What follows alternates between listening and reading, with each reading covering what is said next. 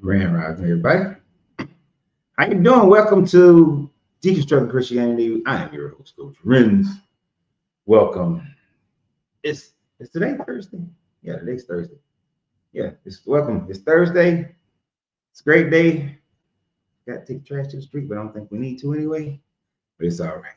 So, welcome to the show. I want to thank everybody for being here. Those who are going to be coming on here today. Subject matter: we're going to talk about Jesus' death and resurrection not being so special because it's not all that special. But it's one of those things that those believers really like to hinge on. It's the thing that they've made and created in your mind that's so special. But just as a quick reminder, we're meeting in San Antonio, October 31st through November 2nd. Go to the video at Coach Rans 33. Go to my live and on YouTube at Coach Rans 33. Click on the link in the below in the description and come on to the hotel. Come on, visit us. Let's have a good old time. So I'm gonna give a few minutes for people to get on. Then I'm gonna give my little spiel, and then after my little spiel, we're gonna open the doors of the church. I'm gonna open the doors of the church. But while we're waiting here, get my cigar ready. Gotta get the cigar ready because we're gonna talk about Jesus' death and resurrection. It's not all that special. They like to make you think it is, but it's not. It's not. They always run to that one as if it's some major deal. Truth be told, it's not. It's not.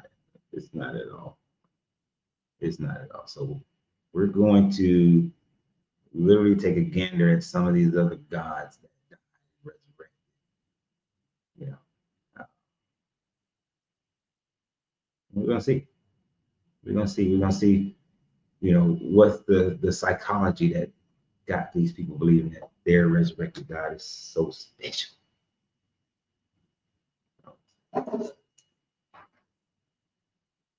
We are going to see. Let me get myself prepared here.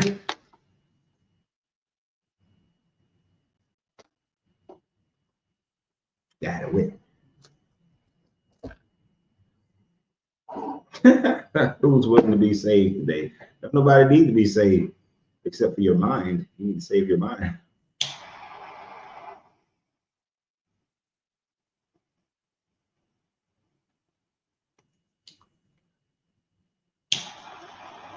I'm gonna go to a church and be like, who's willing to be released from this prison of religion today?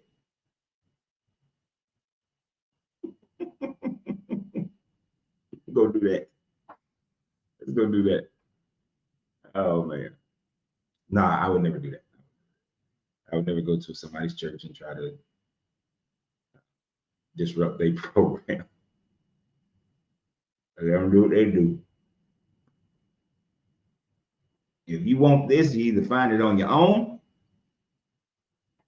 or you find somebody that's guiding you through the process. Simple as that. Other than that, I'm glad that there's no great commission of atheism. Uh-oh.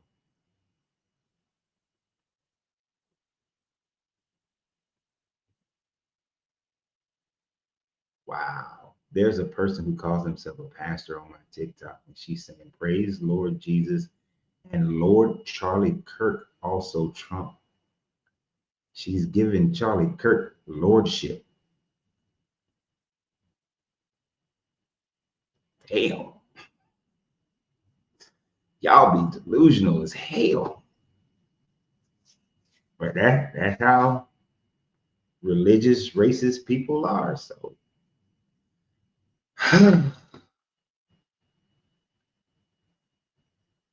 she said the Lord Charlie Kirk will rice in 3 days. So I guess he's gonna be sifting some rice in the paddy field in 3 days.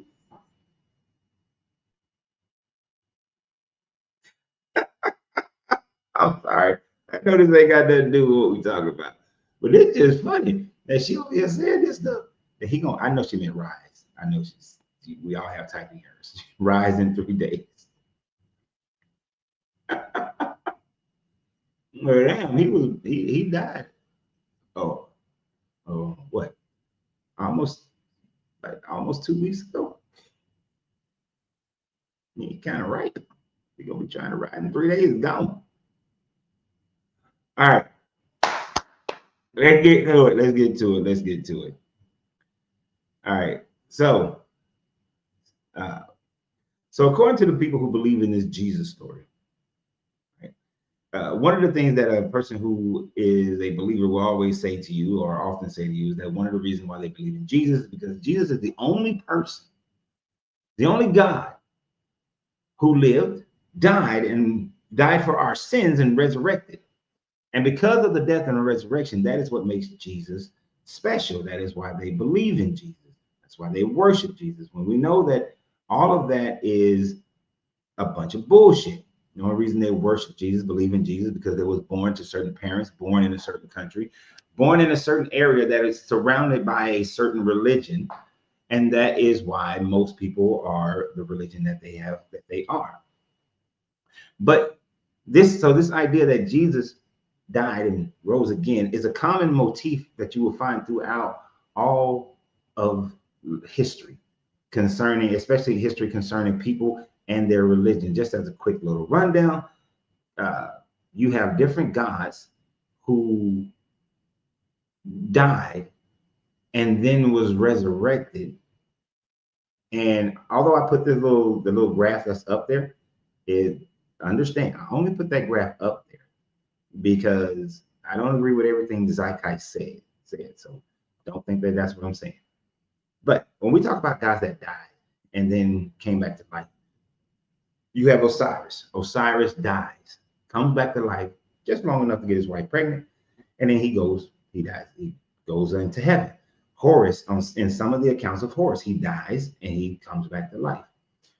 Tammuz, and this is an easy search for anybody to find, but Tammuz, he dies, goes into the underworld, but he's brought back to life, by his wife Inanna. Inanna, in order to go and save Tammuz, she dies and then is brought back to life with divine help. Then Baal, which is the Canaanite storm deity, who, if you understand the Canaanite relationship, Baal is Yahweh's brother in the instance of the Canaanite pantheon until the Israelites change him over. But anyway, Baal, he dies, but is later restored back to life. And he's killed by his brother, just like Osiris was. You got Dionysus, his body was torn apart, and then Zeus, so he died. The Titans tore his body apart. Then Zeus took his torn flesh of a dead god and put it in his thigh until he grew and birthed himself out. So he died and came back to life. We got Adonis. He died, came back to life. Hercules is not a god, but he's a demigod, like Jesus. Jesus is a demigod, and he gets to ascend to heaven after he dies, so he's resurrected in heaven, right? But there's more. There's Atticus, there's Mithra, there's Krishna. All of these deities die, and they all come back to life. This is the common theme for all religions. Pretty much every religion on the planet has some type of God that dies and then returns.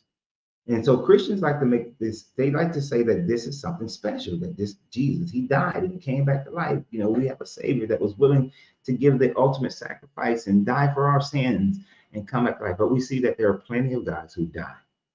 There are plenty of gods who come back to life, which does not make Jesus special. Now, they like to say that, oh, he died for our sins. And that's what makes him special, because none of these guys, they took on our sins. That is not something that actually makes you special. I've never seen the special quality in it. Osiris, he dies, then he becomes Lord of the Underworld, kind of pushes Anubis to the side, which I thought was messed up. Anubis, that's my dog. And I literally meant that to be corny. But Anubis was the god of the underworld. Now he becomes the god of the underworld. But you get to go and reign into the field of reeds with Osiris. So he's just chilling. He's guarding the underworld. He's taking care of you while you in Egyptian heaven. So I don't need a God to sacrifice because you got the feather of my eye. And then Horus comes and advocate for you. So since Horus comes and advocate for you, that's no different than Jesus advocating for a Christian, since Horus advocates for you when your heart is on the scale against the feather of my eye. And let's be real, ain't nobody's, that's similar to the Jesus motif. Nobody's heart is going to be lighter than the feather of my eye, right? Is what they taught. So Horus comes and advocate for you. Then Anubis and I think it's like 13 somebodies, they then convene and discuss whether or not you should be devoured, your heart should be devoured by Ammon, or you get to go into the field of reeds. So you got a whole court case going on with someone advocating for you, and then you got a 13-panel judgment going on. Jesus ain't that special. I'm getting better treatment. I'm getting some good treatment down here in the Egyptian bullshit. Right? I got some good shit going on right here. Don't need it. I don't need Jesus to die for me. And then here's the thing. Why? No other religion is so vile that they require a human sacrifice in order for your sins to be forgiven. I'm not particularly fond of Islam either, but at least Islam just say, hey, you do right by this God, Allah, he just forgives you. He didn't need a human sacrifice. Don't need it. Human sacrifice not needed. Animal sacrifice not needed. Just need you to be a good person and worship him. Be a good person. There are other religions. I don't think in Hinduism, I don't think they do animal sacrifices. I think it's like you offer the God some food and some food like everybody else does. But I ain't gotta sacrifice no animals. I can just go, just go do my prayers, go to the temple, do a little walking around on the temples and bring some fruits and vegetables to Krishna and everything, because he's in the avatar of Vishnu, bring him some good stuff, some good fruits and everything. And then he'd be like, all right, man, come on. I'm gonna teach you and enlighten you so that you can go on in to nirvana. Don't need him to sacrifice nothing. All I gotta do is be a good person. That's it. Just gotta be a good person. All that other stuff is not required. But according to Christianity, it's so heavily laden with guilt and shame, and that you need to feel like you are the lowest of the low, that you are filthy rags, that you're unworthy. And it took this God coming and impregnating a young girl without her consent, and then being born so he can sacrifice himself unto himself for the bullshit that he started. It's very unnecessary. Very, very unnecessary to have to deal with this God. So what we looking today, I know that there are going to be Christians who come and say, and I'm going to have to repeat myself 11 times, that we need to recognize that we can't get to God. God is perfect and God is good, but this Bible demonstrates that this God is not good. This God is not perfect. This guy has many faults and continues to demonstrate all the faults that he has. And for them to suggest that I need a savior so that I can go and be in worship with this God, I find it problematic. I find it disgusting. I don't even want to be there. Let me see some of you guys' comments before I allow anybody to come up. Christianity is vertical morality. Okay. Without God, you are evil. Mm.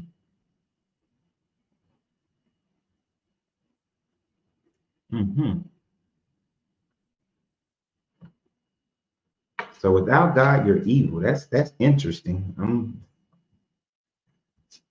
I guess everybody on the planet is just evil without this God.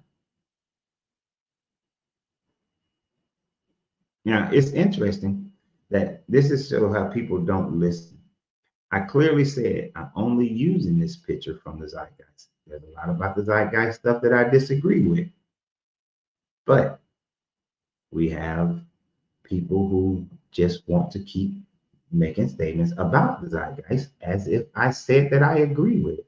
I just used the picture because it was the first picture that came up that had a couple of the gods that died and was resurrected.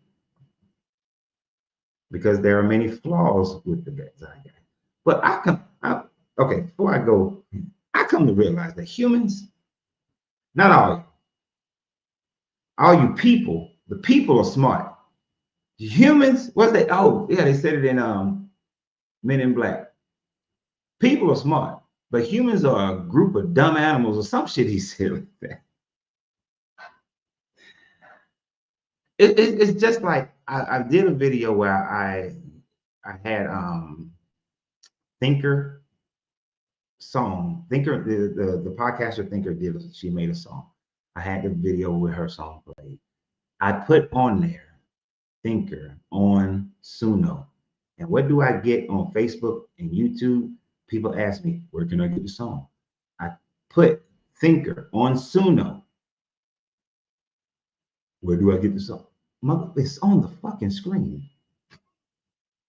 Right? It's right in your, I don't, y'all, I know this as a person. That happens so often. I'll show something and people be like, and it'll have it on the screen where the hell you go find it, what it is. And then they'll ask me in the comments, where can I find that? Or I'll say it. I actually said it in the video. You can get this song on Suno, the name with Thinker. And they still ask me, where can I get this song? Ooh. Now, Babbitt was on here when I said there's a lot of shit wrong with zeitgeist. I just used this one because it was the first and a clear picture that had multiple people.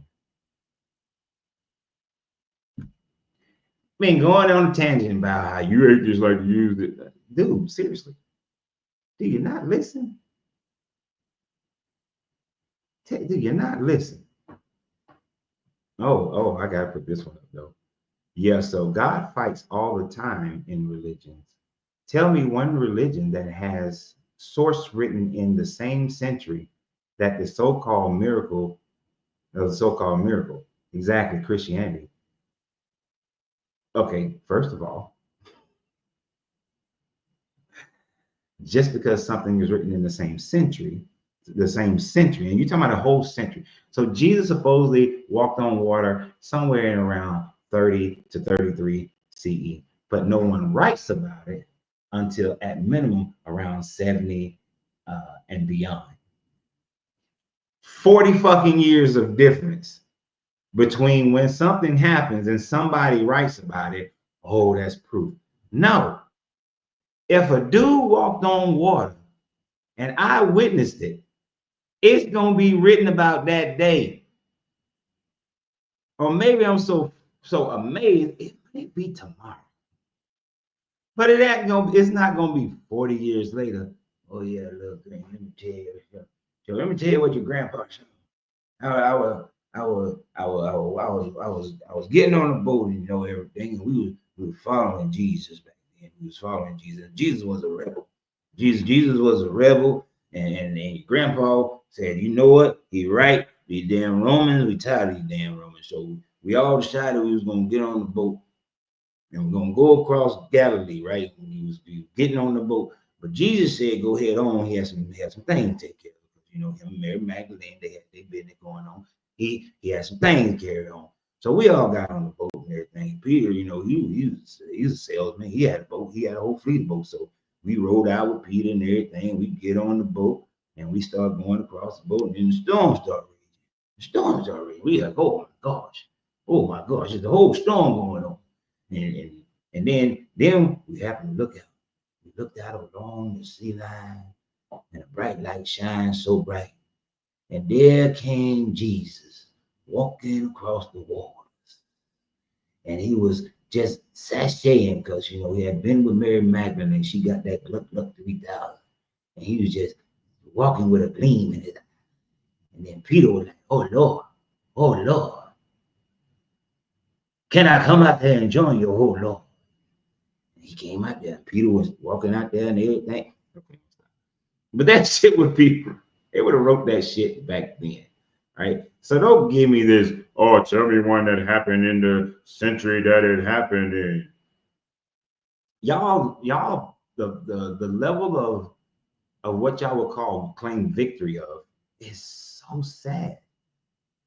It's so very sad. Here's the thing. By trying to say, tell me what other religion has something written, we don't give a damn. They all fake.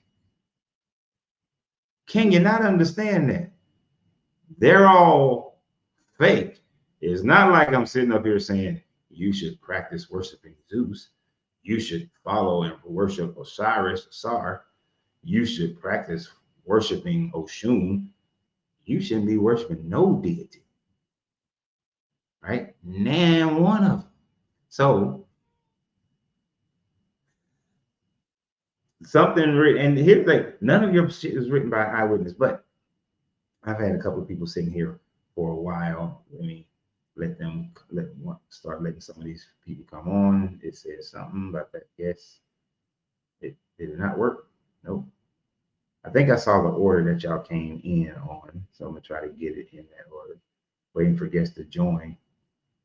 Okay. That didn't work. Connecting to. Hey, how's everything? Hey, you okay? Feeling all right? Oh my gosh. The boogeyman pendant. Do you tell everybody about your boogeyman pendant you have on? Come on, tell them about it. Tell them about them. I have neither desire. I keep forgetting who this fool is. I have neither desire nor the inclination to deal with the foolishness of someone who is so egotistical and don't know how to have a conversation. So, moving right along. I really think that, you know, you got some masculine, feminine love for me, bro. I don't know how to call it. You know, I don't want to disrespect those people, but I think you kind of, you know, and that's okay to be that. Just I'm not on your team, but you kind of stalkerish, my guy. Like Final Trumpet, you're a little stalkerish. You know, you always, you know, all that aggression, everything, stalking another brother's page like that. I don't know, but you know, you sound like you're up there in New York somewhere. I'm pretty sure there's plenty of people on your team up there. Okay, let's see. Oh, yeah, I forgot to let me put the link up on the YouTube and Facebook as well. All right. Paste that one.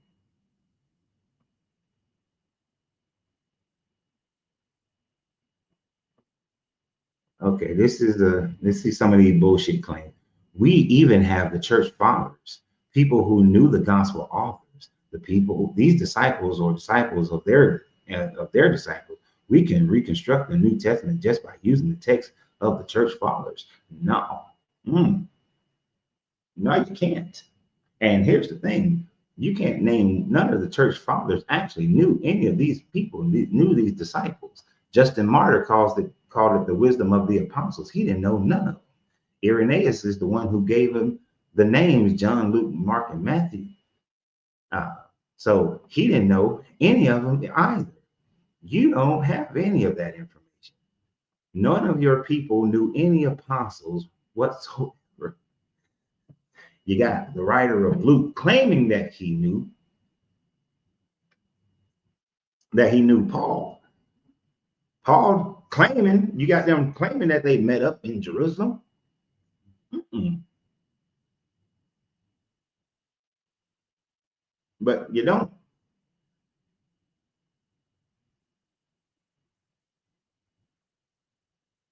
What did you say? Can you provide sufficient answer about the New Testament having no historical inaccuracies, filled with undesignful among the different authors? Where's the text written during the living memory? One of your questions doesn't make sense to me. Okay, so having no historical inaccuracies is what you're claiming. So the fact that it might have the historical accuracy that Jerusalem existed, that Jerusalem was sacked in 70. Paul never writes about the temple being torn down, but Jerusalem being sacked in 70, about Pontius Pilate or Herod.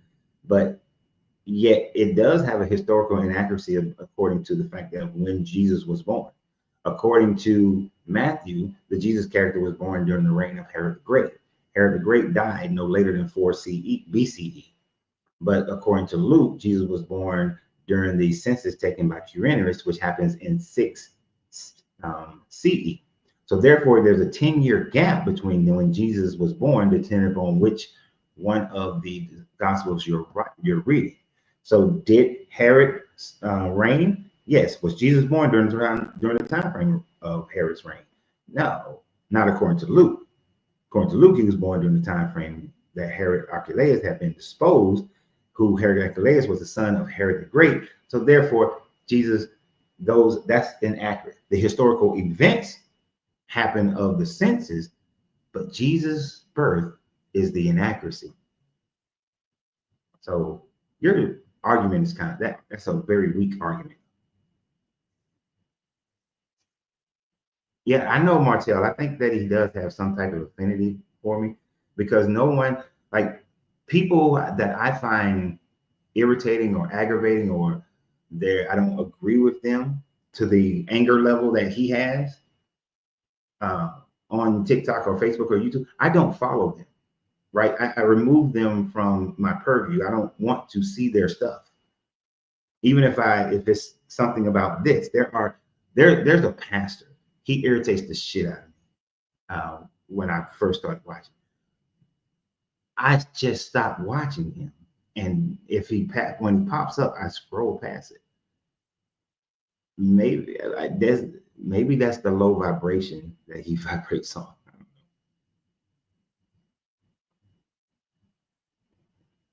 Oh, good old James. Yeah, but you're so Bambinos, Bambinos, your arguments are kind of weak. Just because the church fathers can reproduce what might have been written in first century, decades, and up to a century after the Jesus character supposedly lived, does not validate that the information is true. We can go back and definitely say that we have the original storyline of Homer's Iliad and Odyssey, but that doesn't make Achilles real. That doesn't make Achilles a demigod. We even found Troy. So Troy is a historical place. And they found Priam's vault, even though it had been grave robbed, but they found Priam's vault. Historical. Doesn't mean that Achilles is the child of a god. So, doesn't mean you got to prove the splitting of the Red Sea. You got to prove that the whole world was flooded. You got to prove that Jesus fed 5,000 people with a 2-piece fish meal. See, even if you was able to prove that the Jesus character was alive, you got to prove that he did the miracles, he was the Son of God, and you got to prove that the resurrection actually happened. You got to prove it. And then you got to prove that he was resurrected and went to that God. Then you got to prove that that God actually exists. Then you got to prove that that God exists for everybody. Because according to the book, that God only exists for the Israelites. So you got a lot of proving to do, is what I'm saying. And see, in all these people, whether we're talking about Attis, or we're talking about Tammuz, these were gods for a certain group of people, only for those groups of people. That's it. That's it. Tammuz was not the god for the Israelite. He was the god for the Sumerian. He was a Sumerian deity. Okay, that's it. Dionysus is a Greek god, god of wine. I actually like Dionysus. I party with Dionysus, even though I'm not a big wine drinker. But Dionysus was only for the Greeks. Dionysus wasn't going into South America, turning water into wine, having feasts and festivals down in the Amazon in Brazil. No, he was the god only for the Greeks. That's it. Jesus is not your God. He's only for the Israelites. Yahweh is only for the Israelites who had separated from the Canaanites and then uplifted Yahweh to the status of El. People don't realize, a lot of people, a lot of Christians don't realize,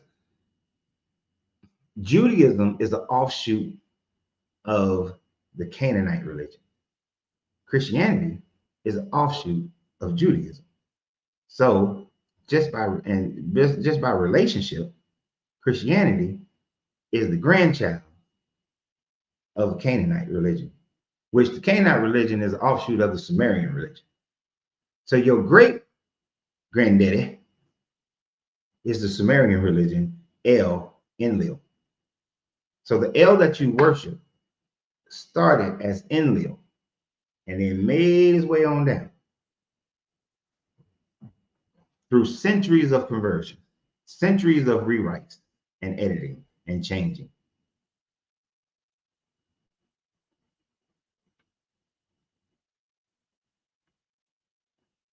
What in the hell?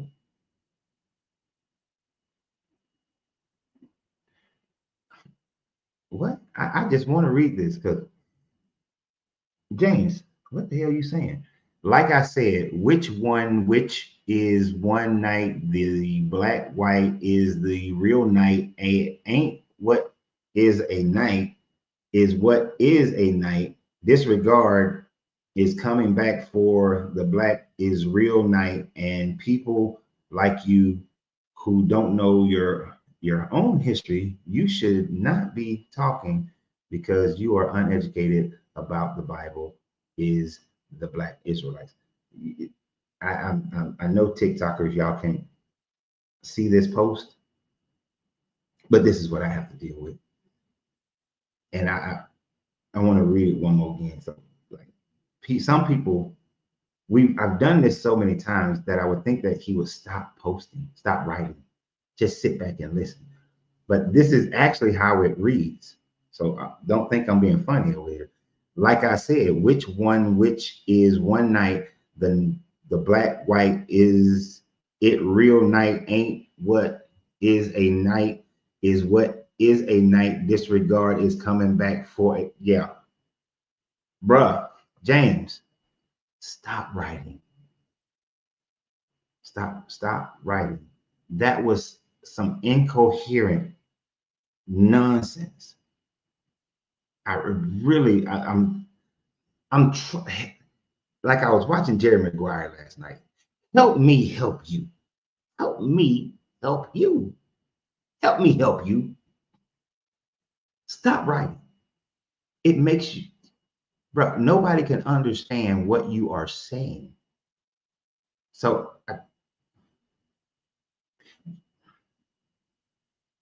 I don't know if there's programs. I don't know if you got dyslexia. I know you said you got something, but bro, stop. Go get some help. Because it's terrible. It's terrible. Right? I don't know how else. I've expressed this to you multiple times, but go get some help, bro. I don't want to see you out here like making yourself, because most of the time people write like they talk, right? Most of the time, I'm hoping that you don't, but something. Go see a doctor, a specialist, something. It ain't even that's worse than study deconstructing phase on. That's just some incoherent stuff. Nub, stop.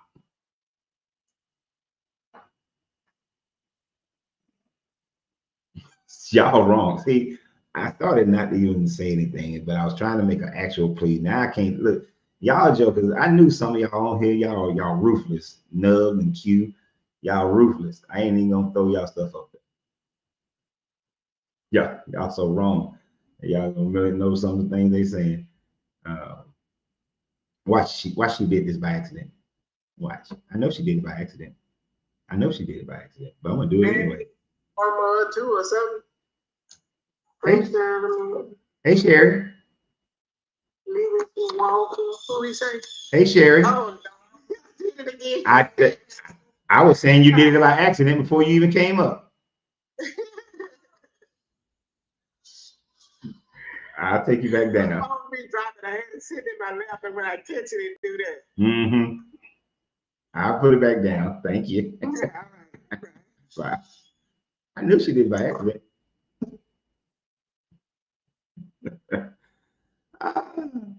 Always by accident. Oh man, giving them the same respect they gave us. I understand.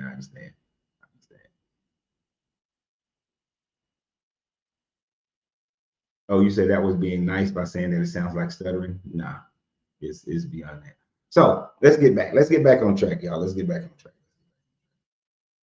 So, how many of you guys find it interesting that the only thing that they really try to talk about is the fact that this Jesus character died and resurrected? And we're gonna, oh, that was quick. Josephus, wait a minute, let me bring you up so I can see what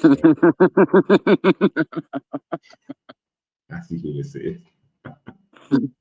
Yeah, you like that?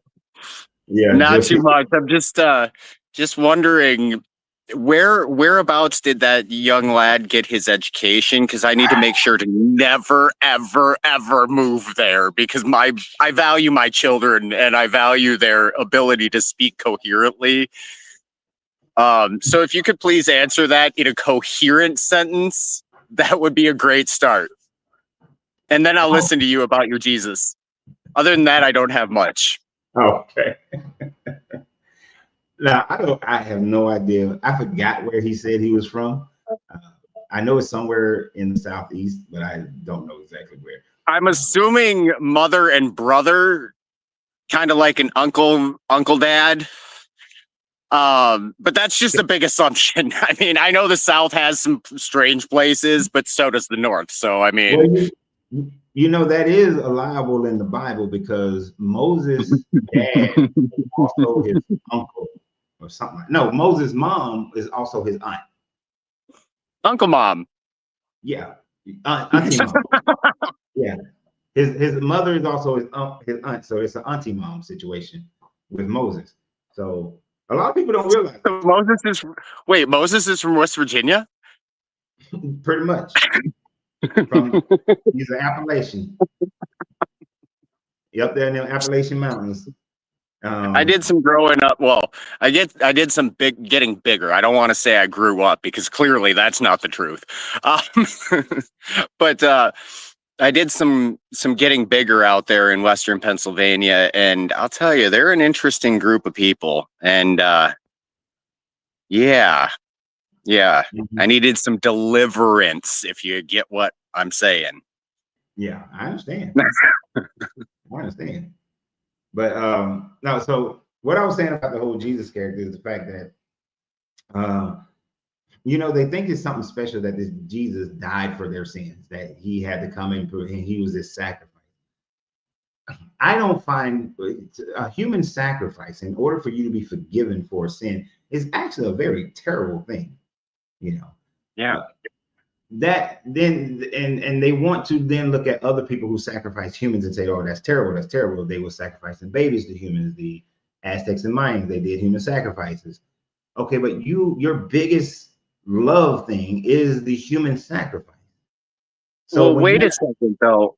Wait a second. You just said something very interesting. You said the Aztec and the Mayans.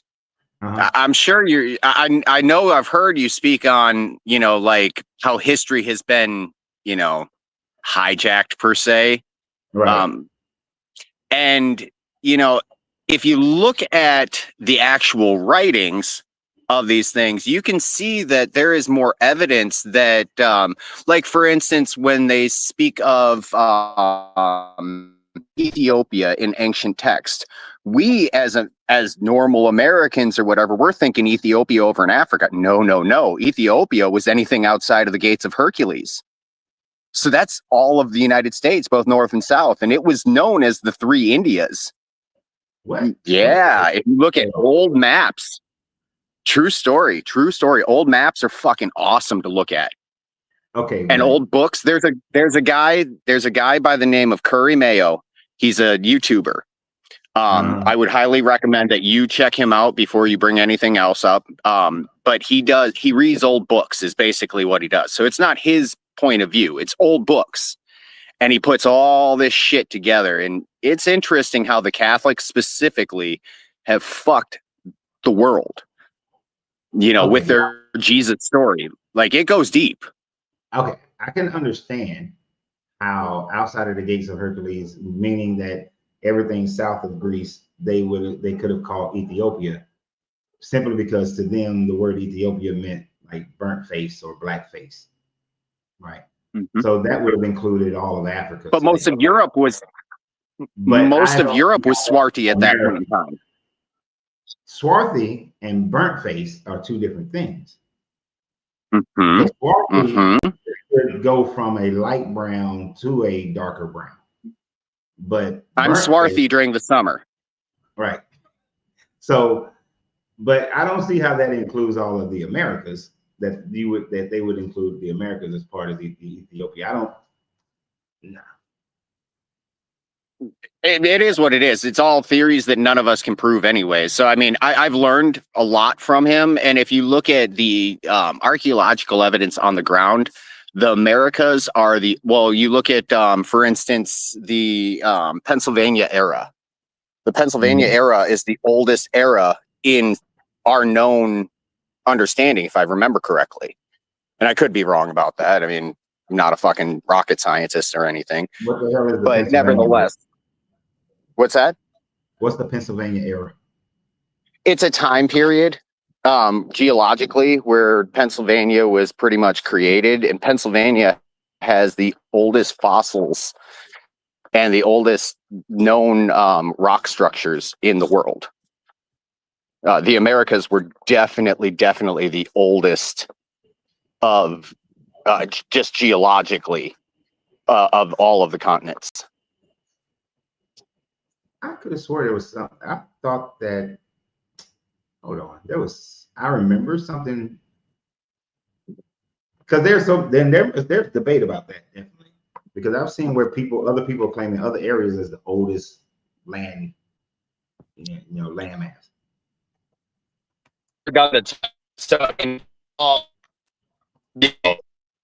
I'm just repeating other information, just like you. But the information that I have read, actually, it was quite recently. But like, for instance, you look at the animal record: the horse, the camel, the elephant, lion, the cheetah. You're breaking up like a champ. Like, I can't hear shit. I don't know nothing that you said. My bad. My service sucks again. Can you hear me? Yeah. No. Okay. The lion, the cheetah, fucking A. The lion, the cheetah. Can you hear me now? The lion, the cheetah, the elephant, the horse, the camel, and the bear, they all have roots right here in the Americas, both north and south. Yeah. Including the elephant. So like, and they're the original species. So if you go back in the species, the further back you get, the more America you feel, Americas south, the more that you get. There's a lot of interesting information out there. I'll put it that way, but it's not my information, and none of us can prove any of what we claim to know unless we've experienced it firsthand. That's why I say the Christians are bullshit, because they never had an experience with Jesus. Yeah. Yeah. Let's go back to the subject matter. I was about to go into the rabbit hole of older landmass, but that's neither here nor there. Yeah, I'm just saying to bring it full circle. No, I mean, historically, I mean, I just went and did a quick little search, and it was saying that parts of Australia, parts of India, and parts of South America, I mean, South Africa, are said to be the oldest land masses, dating back about 4.4 billion. You say billion or million years? I'll have to do some. Yeah, I'll have to do some more research on that, because obviously, I mean, if I'm telling incorrect information, I need to be corrected. No shit. But obviously, I've done some research on the topic. Yeah. So I'll have to research that more. In the meantime, I'm going to get off your panel because I'm fucking it up and not adding anything and about to die as far as my phone goes. So okay. Much love. I appreciate you. You keep on doing your good work. I would say it's not the Lord's work, but it is good work. I appreciate it. Thanks. It's Ren's work. Peace out. All right. He breaking up like a champ. Let me go ahead. He was breaking up big time. That's when usually I tell people to get their little raggedy phone. This show has been, we have started out disjointed as hell today. Yeah, because you can't prove, that is one thing, right? There is absolutely very, very little that is historical in the Bible that can be proven, but not now one of the miracles of the Bible can ever be proven. And 90% of the people of the Bible you can't prove that they existed. Bobby. Hey, how you doing today? All right, are you over 21? Yeah, I'm always messing with you. You probably be forgetting. Talk to a lot of people, man. Talk to a lot. I was on there. Remember I told you before that I was telling people that the word Jesus was invented in 1608 and the King James Bible was written in 1611. And at that same time, black people was being prosecuted like crazy. Mm-hmm. And then I said the same people that wrote the book was homosexuals, pedophiles, rapists, and murderers. But back to your topic. For the last 15 years, I tell family members and everything, it's getting darker 1 minute a day now. 1 minute a day to December the 22nd. And on December the 22nd, if it get dark at 4:49, it's going to do that for 3 days. And then on December the 25th, the cycle starts all over again. That's your damn son who died and rose again on 3 days, but they don't want to hear it. Mm-mm. They don't want to hear it. And you didn't add in the part about how that point where the sun sets and rises on those 3 days, especially on the first day, is where it's close to the constellation that we call the Southern Cross. Right. I mean, that's just a little added that you're throwing out. Okay. And I see, like with everything, I would go outside and I watched it. Some years ago, like when that whole zeitgeist came out, I was like, okay, well, I don't like getting up early in the morning. So let me see where the sun rises. So I went out, saw where the sun rises in the same spot, so on and so forth. Then but before it died, before the December 22nd, that sunset, I literally went out. I had my phone on the where you can see those stars and it tells you what the constellations are. So right where the sun was setting, like a little north, let me think about it, house facing it, saying it is facing west. So a little northeast of where the sun had set, there was the constellation of the Southern Cross, and I was like, wow, okay, so that part of it was right, in verifying it. So he dies on the cross near the Southern near the Southern Crux constellation. So you're gonna add that to it, and then and what I did that back then was I took a picture every morning, right where the sun was rising, and there was a distinct tree line right there. So it rose in the same spot. It set and rose in the same spot, and then it started moving a little further north, And I was like, oh, okay, so that part was right. They was looking at how the sun moves and the surviving, you survive the darkness. Yeah, we live in a world now where the truth is not welcome. Because I be writing rap songs. I say, Jesus didn't say Martin, and Allah didn't say Malcolm, but we live in a world where the truth is never welcome. But people love Greek stepping and kill 1 million black people rapping, and thank God in the end. Ain't that? And we live in that type of world now. Nobody want to know the truth. No, you're right about that. People will rather, they want to hear what they like, what they're used to, what they're accustomed to, instead of hearing whatever is the truth. Because most people won't go and research anything. You know, like I said in the very beginning of this one, the zeitgeist got some things wrong, but it also got a lot of things right. Right. And the fact that there are multiple gods that died and resurrected, that's not a new story. That's an old story. That's an old motif that these jokers, no matter what time frame that you place the writers of this book, they would have known these storylines, especially since the more than likely these were Hellenized Jews and Greek writers of the New Testament, especially. These jokers would have definitely known about Dionysus. They would have known about Atticus. They would have known about Osiris. They would have known about many of the so-called gods that lived and died during that time frame. Just as to run it down, they would have known about Adonis. They would have known about Dionysus, Osiris, Baal, Atticus. Yeah.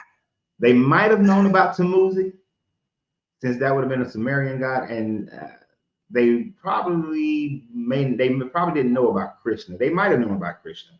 The Romans did have trade with areas of modern day Pakistan, so they might have known about Krishna. Do you think it all began with the story of her room and everybody just changed the name? Nah. Okay. Because you gotta, the thing about it is Heru only dies in certain accounts and comes back. But in every Egyptian story, Asar dies and comes back. Right. So it's like a combination of both Asar and Heru. But okay, the writers of this book would not have only been looking at those stories, because you would have had the stories of Tammuz. They would have had the Mesopotamian stories more so than they would have had the at the same level, because at the time frame that they separated, they were, although they were a vassal state of Egypt, and so they would have known the Egyptian stories, but their lineage comes from the Canaanites, which comes from being part of the Sumerian Akkadian Empire. right. Which is why they had the Canaanite guys that are represented, you know, that. And, I didn't go to college, but some things it's just simple. It's just like you could go to any Abrahamic religion, but if you go before Abrahamic religions, God, what they call God, always had an S on the end. And I say, and none of them religions before Abraham religions have nothing about no Adam and Eve. I don't think it's that hard to find this information out. Well, hold on. Okay, so you're right. All of them had multiple gods, but even they weren't the first ones with a monotheistic approach.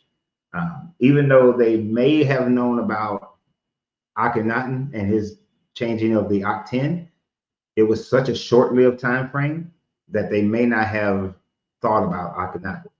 But so for them, Zoroastrianism, which had more impact when the Persians took over, and that's when they got freed from Babylon.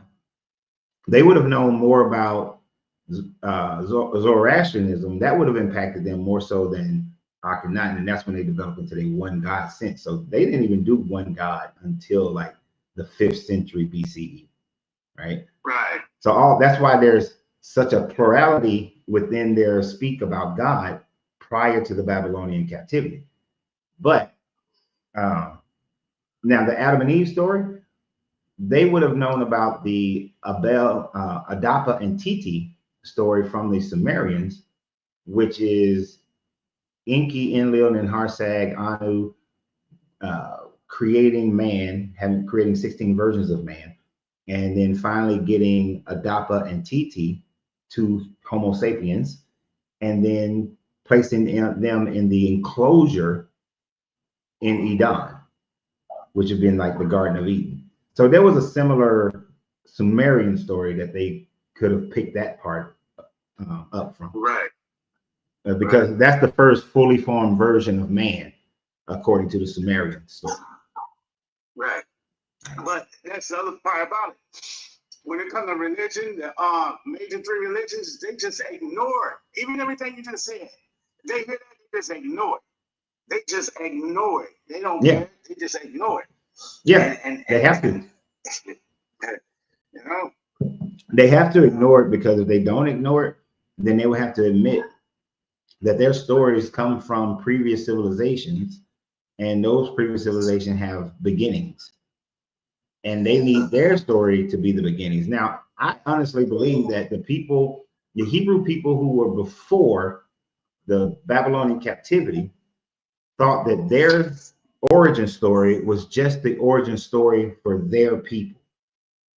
That because they accepted that other people's gods existed, so then other people's gods' origin story existed for those people, right? So they're just telling an origin story just for them with Adam and Eve. Right. After they started becoming monotheistic and started making El the supreme deity, well, Yahweh into El and it being a supreme deity, that's not a personal, then it's, oh, he made everybody. But they already got these stories, so now they have to kind of switch it up and make it seem like they've always thought that way, when they never did. And I like to joke with people all the time, and I'd be like, you think somebody gonna give up their belief after they've been getting on their knees for 45 years or hitting their head on the ground praying to Allah for 45 years? They ain't giving that up. It's hard. It's hard for them to do it, but more and more people are. More and more people are walking away from it. I think we're about to see another huge influx of people walking away from it. Mm-hmm. All the ones who were questioning their faith because of this failed prophecy. Because it wasn't that long ago, probably about 12 years ago, I was on the internet, lonely, messing with a girl. She kept calling me king. You don't know me. I said, damn, she never disrespected me one bit. She just, and I went on her page, and that's when I started looking at seeing things. And because, you know, my mother had a store and she painted statues of Nefertiti, but as I learned, I said, Mom, why you ain't never teach us nothing about this? It's just so much that people don't know. And you do got a class of people now that's coming up that's open-minded. Mm-hmm. And it might change, because once I studied the Egyptians part of things, my whole life changed. I learned that I am totally responsible for myself and my success. Nobody else is responsible to make my day better but me. Yeah. You know, if someone come along, cool. But I'm responsible. Exactly. Yeah. That is 100% the truth. Nobody else is responsible for your growth, for your happiness, for nothing but you. Now, if you got a partner that you can do it with, and y'all are working together, that's great. But even at that, I try to make my wife happy. You know, try to add. And let me change that up, because I don't want to say it that way no more. I try to add to her happiness, but she must create her own happiness. All I'm trying to do is add to it. Right. Now, I will definitely say she successfully adds to my happiness every day. Right. But I do recognize, just like what you're saying, and this was hard for me to do, though, actually, that I am responsible for my own happiness, because I was always of the mindset that I got to make everybody else happy. So I didn't pay attention to my happiness. But it took me a while. I am responsible for my own happiness. So, and I was always responsible for my own growth, for my own understanding, But I never put it into the same ideal of my own happiness for a long ass time. Like for, let's see, I'm 53 now. So for like 45 years of my life, I never put it in that way that I was trying for my own happiness. And it gets so much easier Mm-hmm. once you learn. Hey, I'm only responsible. You know, you still have a generous heart and everything, but once you learn that I am responsible, I can't get broke, I can't spend this, I can't do that. Hey, it just works out better and it becomes a habit. Yeah, it does. Yeah. Well, anyway, I'm out here working, doing my thing, and I'm gonna put mine on mute and just listen to you. Well, I don't let people stay up, but just keep listening though. Okay. Okay. Appreciate Because you. you will hear me out here hollering. I sell meats. Yeah, no. Meats for a living. You will hear me out here hollering, come here. So he really put me on mute. Yeah, I appreciate you. I ain't made no money in the last 15 minutes. It's time to come here. Yeah. All right. All right. All right. I'm listening though. Okay, appreciate it.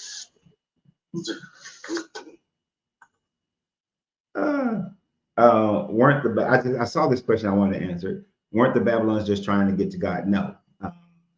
The Babylonian ziggurats that were built, they were built for two reasons for the most part.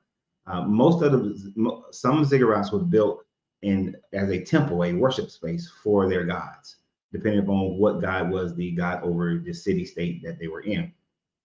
Other ziggurats were built as halls of learning. So according to a lot of the tablets that were found in Nineveh, Emperor Sargon realized that the people needed to learn how to grow. So they were pretty much self-teaching universities. Now let me get back down to it. But I thought that's a very interesting one. Now I think that the Israelites saw a broken and busted ziggurat of old and then created this whole story of God switching up the languages, and that's why the ziggurat was dilapidated in the way that it was, but it was just old.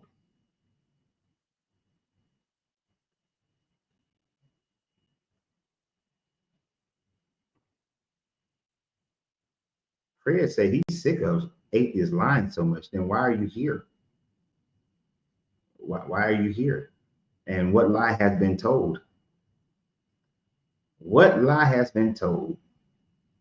Who is that? And let me be clear. It's Fred Adams. You know, Fred Jones be like, make sure you say which one it is. Bridging the gap between religion and spirituality is an uphill battle. Yeah. But if your spirituality is based on any of these books that religions are based on, you're still stuck in the religion. You know, there is no gap. It's just a choice of wording between spirituality and religion. If it's based on the Bible, you're still a Christian. It's still a religion.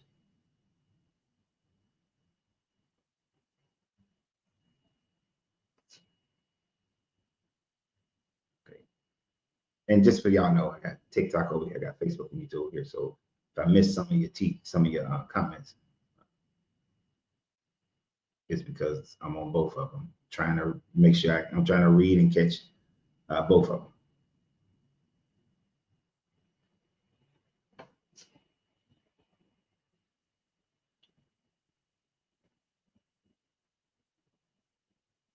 I can see this.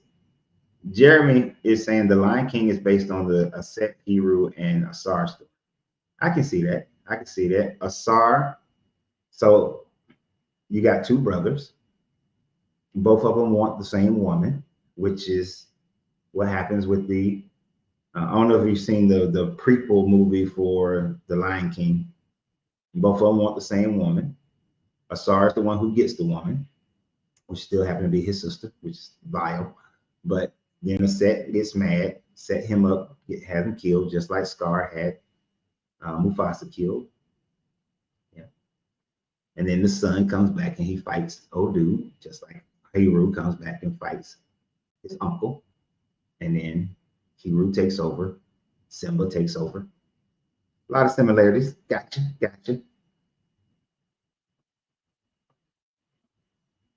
And here's the thing: sibling rivalries is one of the most common storytelling throughout time immemorial. Right? It's been told over and over again, whether it's Cain and Abel, or Cain and Abel. Because I forgot that one. The Sumerians have a story of Cain and Abel fighting each other, and Cain killing Abel.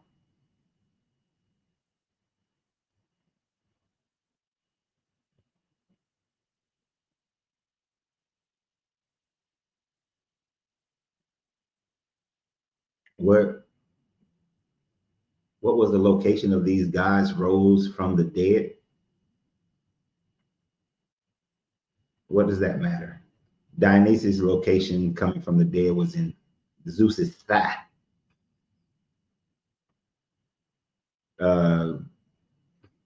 Tamuzi and Elnana coming back from the dead from the underworld was in Mesopotamia.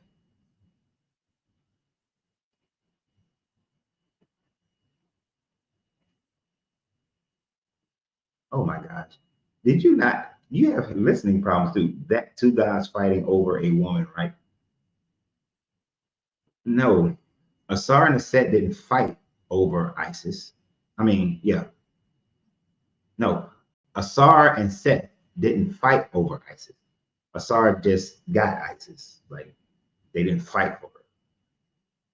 It is the son of Asar who fights his uncle Seth to take back the kingdom. They weren't fighting over the woman, they were fighting over the kingdom.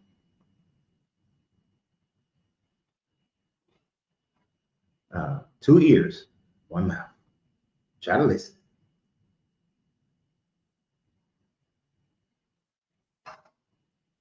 Look at this joking. You're not telling the truth. What's the truth, James? It's all about the star. Yeah, half of religions is about what they saw in the sky. The other half is what they saw on the land and the sea. Right? Actually, you can break it if you really could break it up in a third. No, I wouldn't say break it up in a third. Because some gods, some places didn't have. No, they had rivers and lakes though. So it's about what they saw in the sky, what they saw on the land, and what they saw in the waters. Right? Every god, almost every situation is broken down into some aspect of nature. And that's all it is. It's all just nature religions. Then they get personified into humanoid forms, and then they go into the whole ether and all that sort of thing. But they all start out as nature. And it's very interesting how many of the Mesoamerican tribes had a lesser degree of guilt and shame, but I love how the Panari tribe had no concept of sin, guilt, or shame. And they only focused on being in unity with nature. And if you really study the Taoism, study Taoism, it leads you into a situation of having no fear, no shout, nor gain, or shame, and just getting into the flow of nature. And getting into the flow of nature is having a respect for nature and not fighting against it.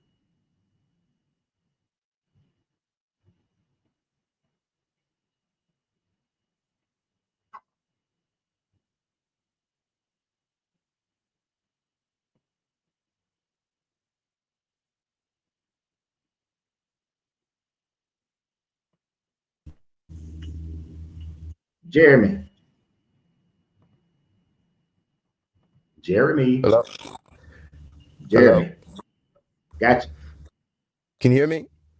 Yep. Oh, okay. How's it going, Coach? Pretty good, Jeremy. How you doing? Pretty good. I just woke up. So say I just woke up. Yeah. But now I wanted to talk to you about the Lion King story and its connection to the Asar story. Yeah. So remember that the ibis bird was originally of Thoth was a baboon. Mhm. So they copied that baboon and put it into the Lion King because the baboon is wise. Yeah, I can see He that. yeah. You go where Yeah, I'm I getting can at? see Rafiki being the being thought. Mm-hmm. Uh-huh. Yeah, that whole story is really they really took bits and pieces of it, a lots of it, I would say, a lot of concepts of that story.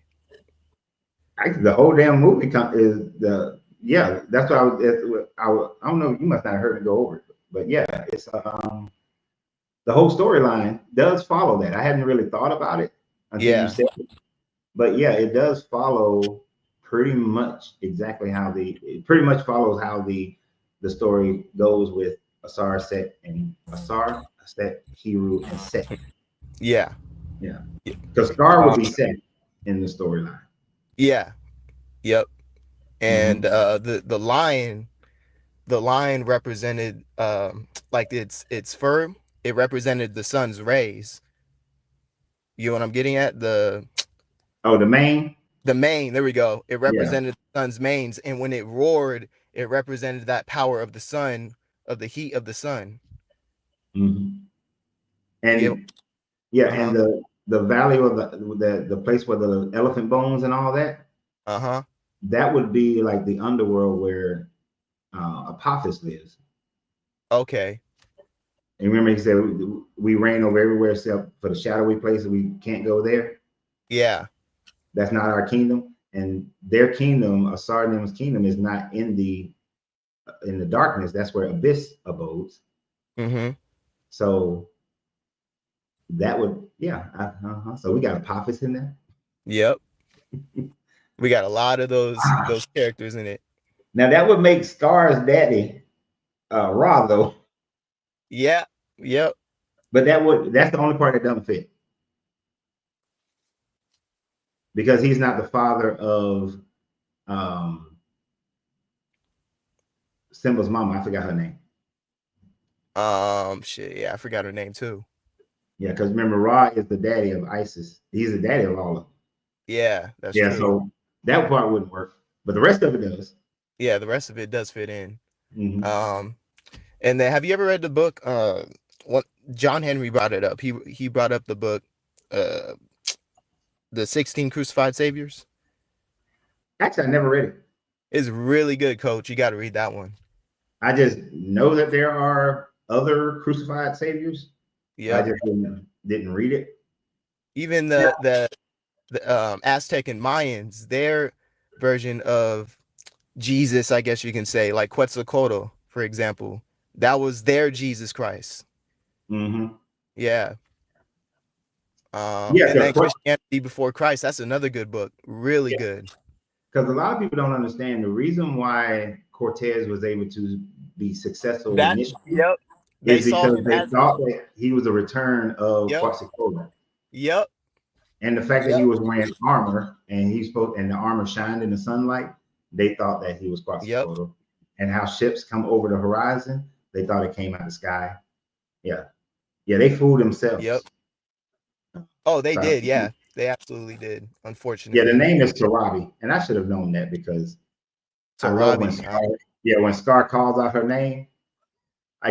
Look, I know this ain't got shit to do with nothing, but I used to do that to my kids. I used to be like, Sarabi, when I want my kids to come here. Yeah. When they were little, they understood me saying that name like Scar means to come here for a minute. Oh, okay. That's funny. That's pretty funny. Oh, I love Lion King. I watch that damn movie anytime it come on. It's a great movie. I Yeah. think it's a really and the prequel too, the live action. The live action was pretty good too. Nah, you don't think so? No.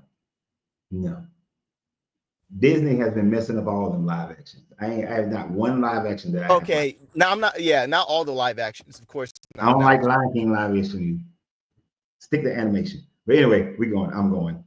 Oh no, you're good. No worries, Coach. I'm enjoying this conversation. Yeah, but I've always found it interesting how the Cortez was able to make them think that he was the return of their God, took advantage of that. Yeah. And then once he got in enough, was able to decimate those people. So it was a demonstration to me about how religion will allow you to be conquered. Yeah. Yeah. Mm. But I don't have much time to read books, but I might go ahead and get that 16 crucified saviors. Yeah, because there's way more than 16. It's just saying the 16. Yeah, for sure. I would suggest reading that book for sure. Trying to think. And I love the topic. Jesus's death and resurrection is not special. I completely agree. There's nothing special about it at all. Yeah, It because has no effect in my life. none. Yeah. Yeah. Because It, okay, you're, and let me put it in a reality term. uh-huh. Let's see. What's the best example I have in my life? So this was the most terrifying moment of my life. Right. This is the most terrifying moment of my life. So when my first daughter was in her mom's womb, 7th-month visit, right? Uh-huh. Now, we were young and stupid, so we didn't realize she had toxemia, right? And What's toxemia? So toxemia is when a woman is pregnant and one, she holds a tremendous amount of water, but mainly her blood pressure is so freaking high that going through childbirth, she could have a stroke. Right? Wow. Yeah. So in the 7th-month visit, that's when we found out she had toxemia, and the doctors were like, you got to do a cesarean, we got to take the baby, but first let's try to get your blood pressure down before we take the baby out. And that woman, and I understand, I respect their mother to no end, but that woman had the nerve to say to me that if it comes between her daughter and her, that she would die for her daughter. Right? I told her, and I remember this very vividly, I told her, hell no. Sacrificing for your daughter leaves your daughter without a mother. And I am not prepared to be a single father, right? Yeah. I truly found out later I wasn't even prepared to be a father at that moment. I was all kinds of depression. But I was extremely terrified because they were saying that she could stroke out even during the cesarean, right? Yeah. So the last thing that I told her was that dying for your child is not a sacrifice. Because then the child would not have a mother. Yeah. Right. And my mentality back then, I would not have brought anybody in to be my daughter's mother. If I would have, that would have been when Sydney was maybe 15, 16 years old. Wow. You know? Yeah. So that was my mentality. Now I could have changed my mind. Who knows? Yeah. Right? But I told her dying for your child is not a sacrifice. That's not a good sacrifice. You got to live. And the absolute last thing I told her, you got to live for your child. Yeah. Right? So that whole Jesus died for us. Fuck no. If this guy really loved his children, he would be present all the time and not in some make-believe, God told me, I got a feeling, all that bullshit. Yep. You are present in your child's life, right? Yep. Presence in your child's life is the most important thing that you can give your children. Right? Absolutely. When I asked my children, what could I have done that would have been better? They told me they would have been happier living with less income if I was more present. Right? But of course, as a dude, as a man, I put emphasis on, oh, this job is paying me X amount of dollars, but it's 75 to 80% travel. But look at the life they get to live. Yeah. This job, I got to work 12, 14 hours, well, about 12 hours a day, but look at the life they get to live. They out there gallivanting. My ass is at work. But all three of them have said that they would have rather had me more present than me working as much as I did. Mm. So Yeah, I can Jesus, see that. if he was God, Mm-hmm.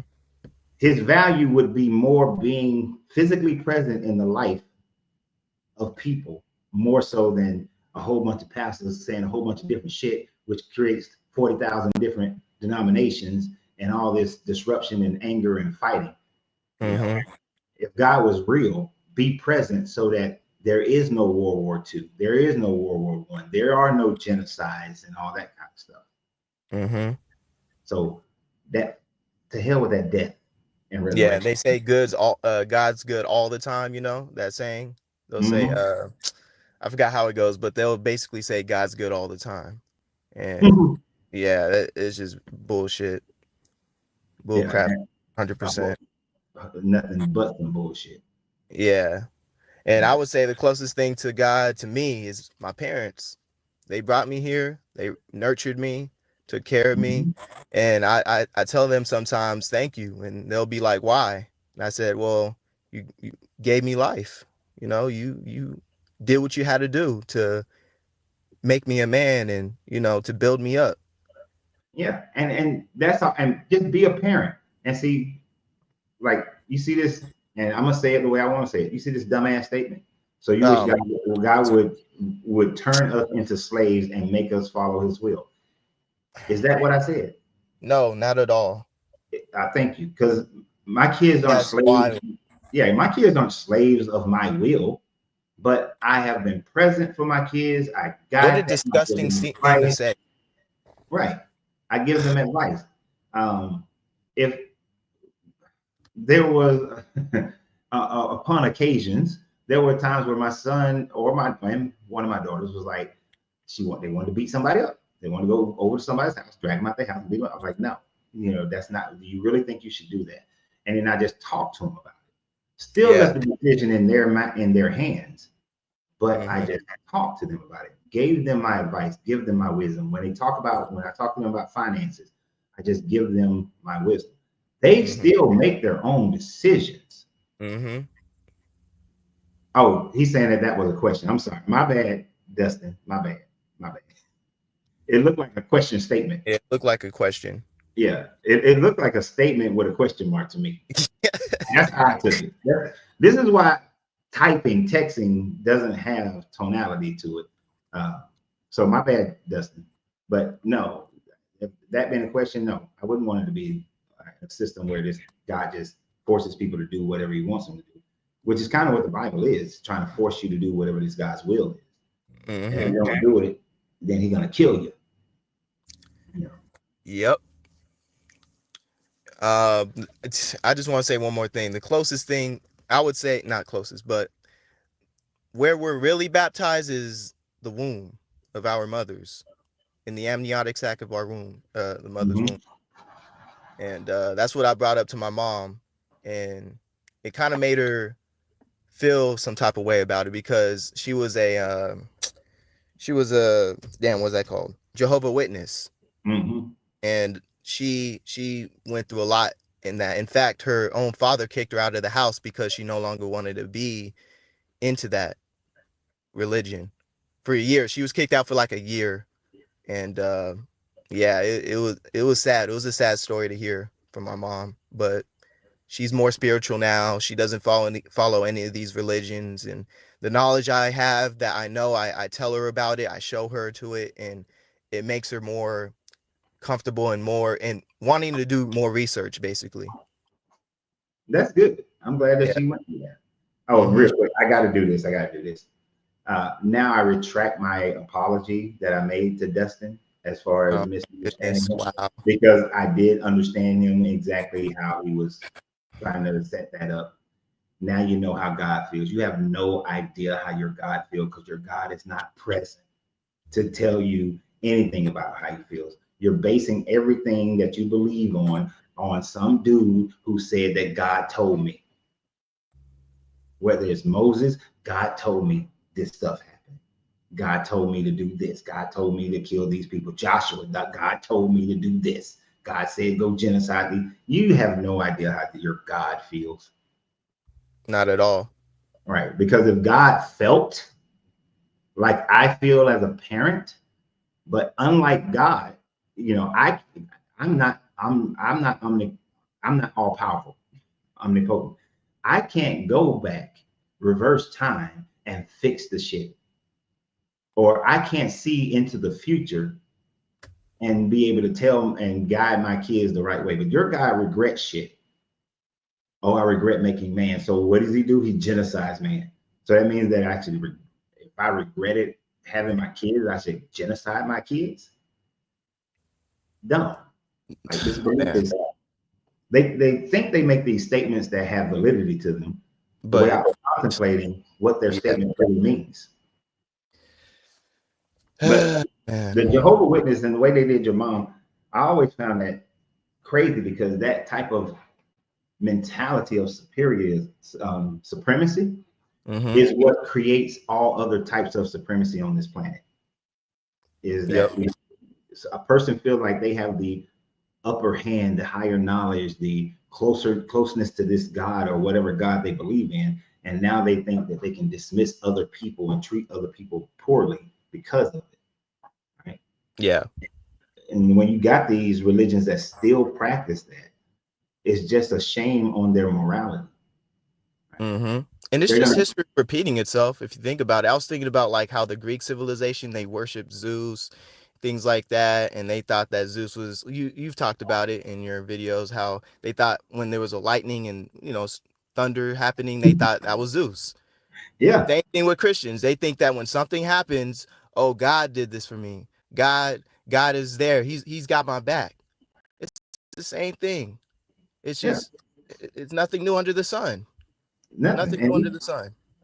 Yeah, and all they did was transfer Yahweh, the storm deity. And you understand that Yahweh and Baal are both storm deities. Baal was a fertility god. So he brought the nice storm that brought just enough water to have your crops and so on and so forth. Yahweh was the storm deity that destroyed shit, that caused floods and all those sorts of things, or held back and caused droughts. Yeah. So Josiah was like, we got to stop worshiping Baal because, yeah, it's nice to have some fertility, but damn, we need to give our worship to Yahweh because he be fucking us up and we need to stop him.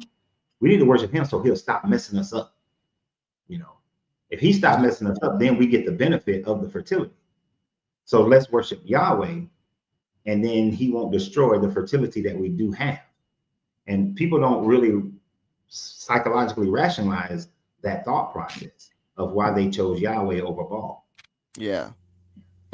Because it would seem that Yahweh is more powerful than Baal.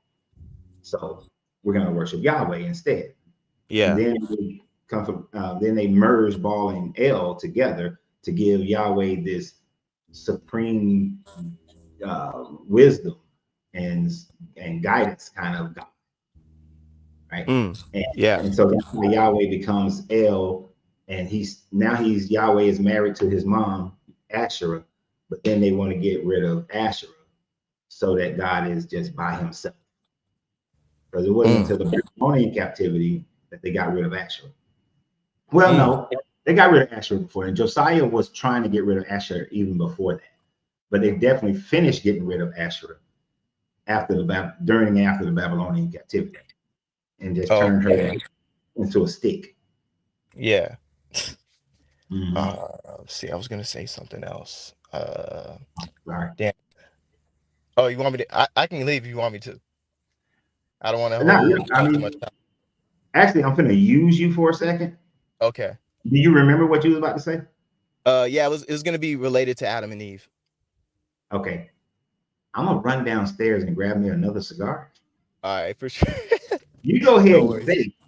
I'm gonna leave my door open so that I can possibly still hear it. Oh, okay, okay. All right, ready? Yep. Go. All right. So what most people don't even know about the Adam and Eve story is that the snake was actually trying to tell the truth about the fruit, that it was going to give them knowledge. God lied to Adam and Eve, and the snake was trying to tell him, no, God knows that if you eat of this fruit, it wasn't an apple, it was just a fruit. We don't know what fruit it is, so it's unknown, that it was going to give you knowledge.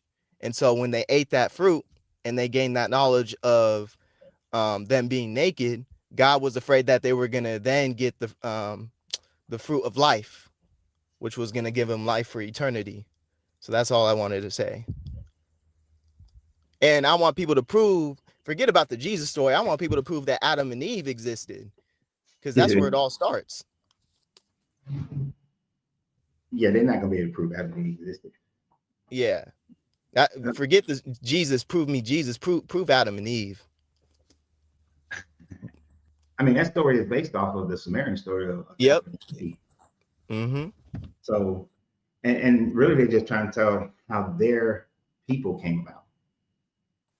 Because when you look at it, the only people, even though a guy was trying to say that, what was he trying to say the other day? That the other tribes came about.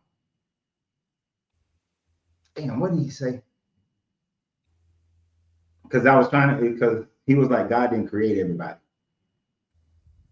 But the flood story supposedly destroyed everybody. Mm. That with Noah's children being the only ones still in existence, which comes from the line of Seth, that still would be everybody still comes from the creation of Adam and Eve through Seth, through Noah. But he was trying to, because he was like, the giants still survived the flood. But the Bible is talking about, but according to the story, the only people who survived the flood was Noah and his kids. So it makes absolutely no sense whatsoever. Yeah, it doesn't. Not at all. Anybody with the right mind can think about that and come to a logical conclusion that it just doesn't make any sense at all. And then we know that in around 2500 BCE, there were plenty of civilizations all over the world at that time frame. Mm-hmm. So the idea that these three people created the generations of people that were all over the world makes no sense. But no one studies history and does their own research, and so people will just take it for face value. Yeah, and then here's another thing that's messed up. They say that the Garden of Eden, that the four rivers flowed out of the Garden of Eden, right? Mm-hmm. Yeah. But sorry. No worries. But the Euphrates River starts out of the mountains of Turkey. Mm-hmm. Now, of course, they'll try to say that, but the flood changed the flow of the river and all this and so forth, right? That's bullshit. Yeah. Every river in the northern hemisphere flows south. South. Yep. There's one river in the northern hemisphere that does not. Now, parts of the Nile is in the northern hemisphere and it flows north. That is the only river that is within the northern hemisphere that flows north. All right. So they all flow north. And some are southeast, southwest, but they all flow south. Mm-hmm. But there is not a point where the Euphrates merges with the Tigris at its beginning. Towards its middle end, it merges with the Tigris River, but then that merger flows into the Persian Gulf. Now there are some prehistoric rivers underneath the Persian Gulf. So they all would have converged. If these other two rivers existed, they would have converged somewhere underneath the Persian Gulf. So that is, but it's still flowing in the wrong direction. Mm-hmm. But that's where the Garden of Eden, if they try to put it in a location, would be, I forgot what the strait is called, but there's a strait, right? I'll sail through it, where the Persian Gulf and the Arabian Sea meets. So those rivers' convergence would have flowed into what we call the Arabian Gulf. But problematically, they all flow south. None of them flow out of the region. Mm-hmm. So they're not going to be able to prove it because you can't even get the location. They can't prove it at all because the location won't work. Yeah. So since the location won't work, then the rest of the story just doesn't work as well. And according to what I've researched, the the word Holy Bible really means like the book of the sun, because it comes from Mm-hmm. holy, helios, biblos, holy Mm-hmm. Bible, or it's Greek, so it just means Yeah. book. Yeah. The Holy Sun book. Yep. And that's something. I don't put a lot into that because I mean the religion was being pushed by Greeks, Yeah. Greek speaking people. So of Mm-hmm. course they gotta relate things to how they can in the Greek stories, even though they could have still given it a different name, that would have fit what Christianity would ultimately wind up becoming. They could Yeah. have called it, they could have used the word that actually means, um, holy library or something like that, or the Mm-hmm. holy God. It could have been called the biblios thought. Well, how would it be said? Maybe it's just not proper Greek to say. So God, the God, is ton theos. So they could have called it the biblios ton theos, which would have been the book of the God, of the Book God. of the God. Yeah. So it could have been biblios ton theos. Now that might Mm. not be. I don't speak Koine Greek, so I don't know if that's a right way to put that. But that would have been much better. Yeah. Than calling it the Holy Sun book. Yeah. Yeah. Yeah.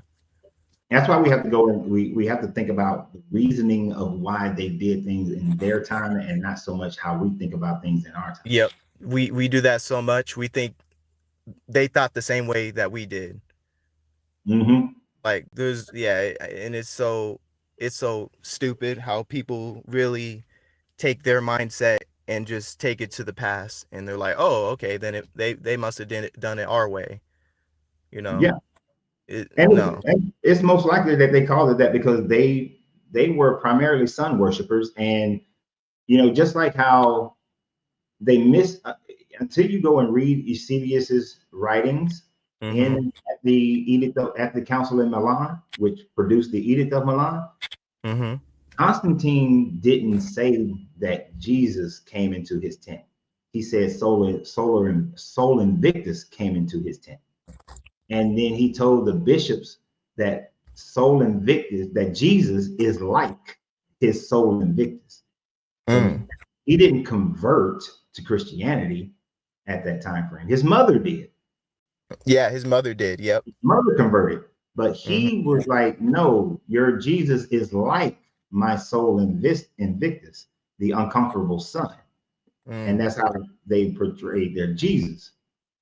Yeah, So he used that more based off of like a political agenda, he didn't really use. Yeah. it was completely. And because Yeah. his mother had already converted to Christianity, he then gave tons of money so that his mother can go down into Syria and Judea Mm-hmm. and build temples and take down other temples and make those into Christian churches and so on and so forth. And you can Yeah. still see, if you go to Calvary, you can still see remnants of, I think it was Herodian who had made that it was a temple. Shit, I forgot who the temple was dedicated to.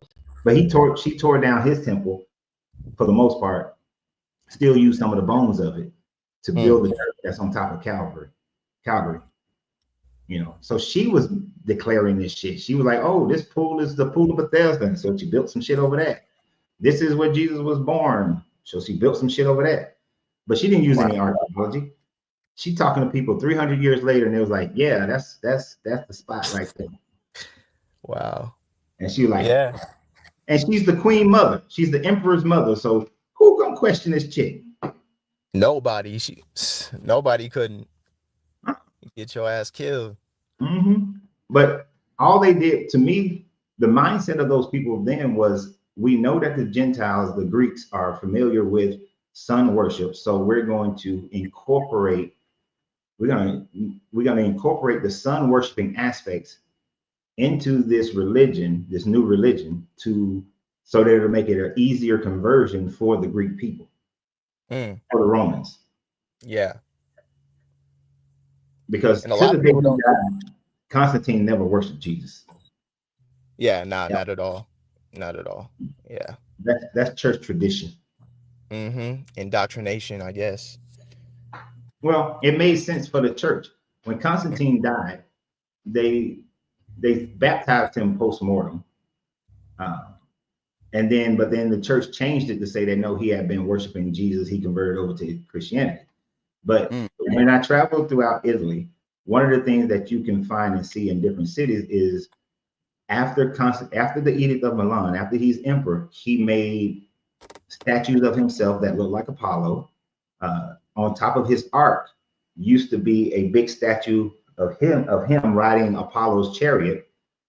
And as the sun rises, the statue would have made it overshadow Apollo and made him greater than Apollo. So it was Deified himself. Right. An emperor must be deified. Yeah. Alexander the Great did the same thing. Yeah. Deified himself. Many people in the past have done it. Many people. They're still doing it. Yeah, still doing it. Still doing it. I mean, Yeah. I'm not trying to be political, but this particular president that we have is trying to deify himself. Yeah. Yeah. They always use that, Christian bullcrap agenda, what is it? They'll say, they'll say, God bless America, and it's like, it's so stupid. And then Charlie Kirk saying this nation was founded under Christianity, just shaking my head like, damn, fooling these people. Yeah, I had a lady today, as soon as I came on, she was calling Charlie Kirk. She was like, Lord Charlie Kirk. Right. So I will not be. And then you had I did a video where a pastor was saying that he is like a 13th disciple, that he would be a 13th disciple of Jesus. Yeah, that's ludicrous. Well, since Jesus practiced a form of racism, I agree with that. He was flipping tables and beating people with whips. I agree with that. He was trying to cleanse Judea of Romans. Yeah. Of course. So, okay. He was trying to sit on the throne of David. Yeah. He could have been. Because he had the same mentality. He had a similar mentality of this Jesus, only in support of his own people that look like him. So, yeah. But that's how they do it, though. That's how they do it. They deify these humans to try to make them godlike. Even if Joshua, this brother Joshua dude, yesterday on the video, I did a video yesterday where I was saying that if I was Joshua, let me tell you the scam. You ready for the scam? Yeah, I'm ready. If I was brother Joshua, this is what I would do. I'm not coming back and apologizing for my failed prophecy. I'm going to disappear for 3 days. Right. So it's supposed to be the 25th is the last day. So I'm coming back on the 28th. Y'all ain't going to see me till the 28th. And then when I come back, I'm going to say that there was a rapture, but it wasn't the rapture that I thought God was saying that everybody was going to be raptured up, but only I was raptured up. Just like he did Enoch, just like he did Elijah. I am the third, and that way you get that number 3 in there, right? Yep. I am the third to be raptured up to God, and God sent me back. I spoke with Enoch. I spoke with Elijah. He sent me back with a new message to prepare everybody for the end time. And so y'all need to follow me.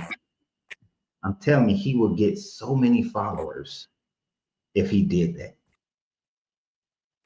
That for sure. And people will start to worship, and they will worship him. They will deify him.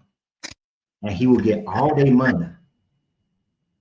And he'll get all the pum that he wants too. But that would be that's if I was the scamming Christians that he is, that's what I would do. So Oh man. I would be surprised if that happens. Nah, I wouldn't be either. And they'll believe it. I'm mad. Because like Ron Huber said, if you want to get rich, start a religion. Yep. I'm mad that I didn't come. I should have came up with that and been preaching the rapture for the last all this year. And then that be my ultimate plan, knowing this shit ain't gonna happen. And then y'all wouldn't hear from me. I disappear. I wouldn't even go outside the house. There will be nothing. Right? I stay in the house for 3 days. And then I come back. And I tell y'all that I went and I was with God. You know, I was spending that 3 days making sure I got all my Enochian literature, you know, in my head right. Claiming that I saw all this stuff. And now I'm back to teach y'all how to truly prepare yourself for the coming of the Son of Man. We still don't know the time or day, but I sat with Jesus. He was on the right side of the throne of God. I kneeled before the throne.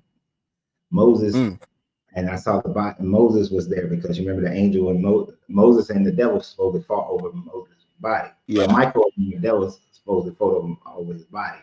I saw Moses. I saw the prisoners I saw all the prisoners that Jesus had spoken to when he was in Abaddon.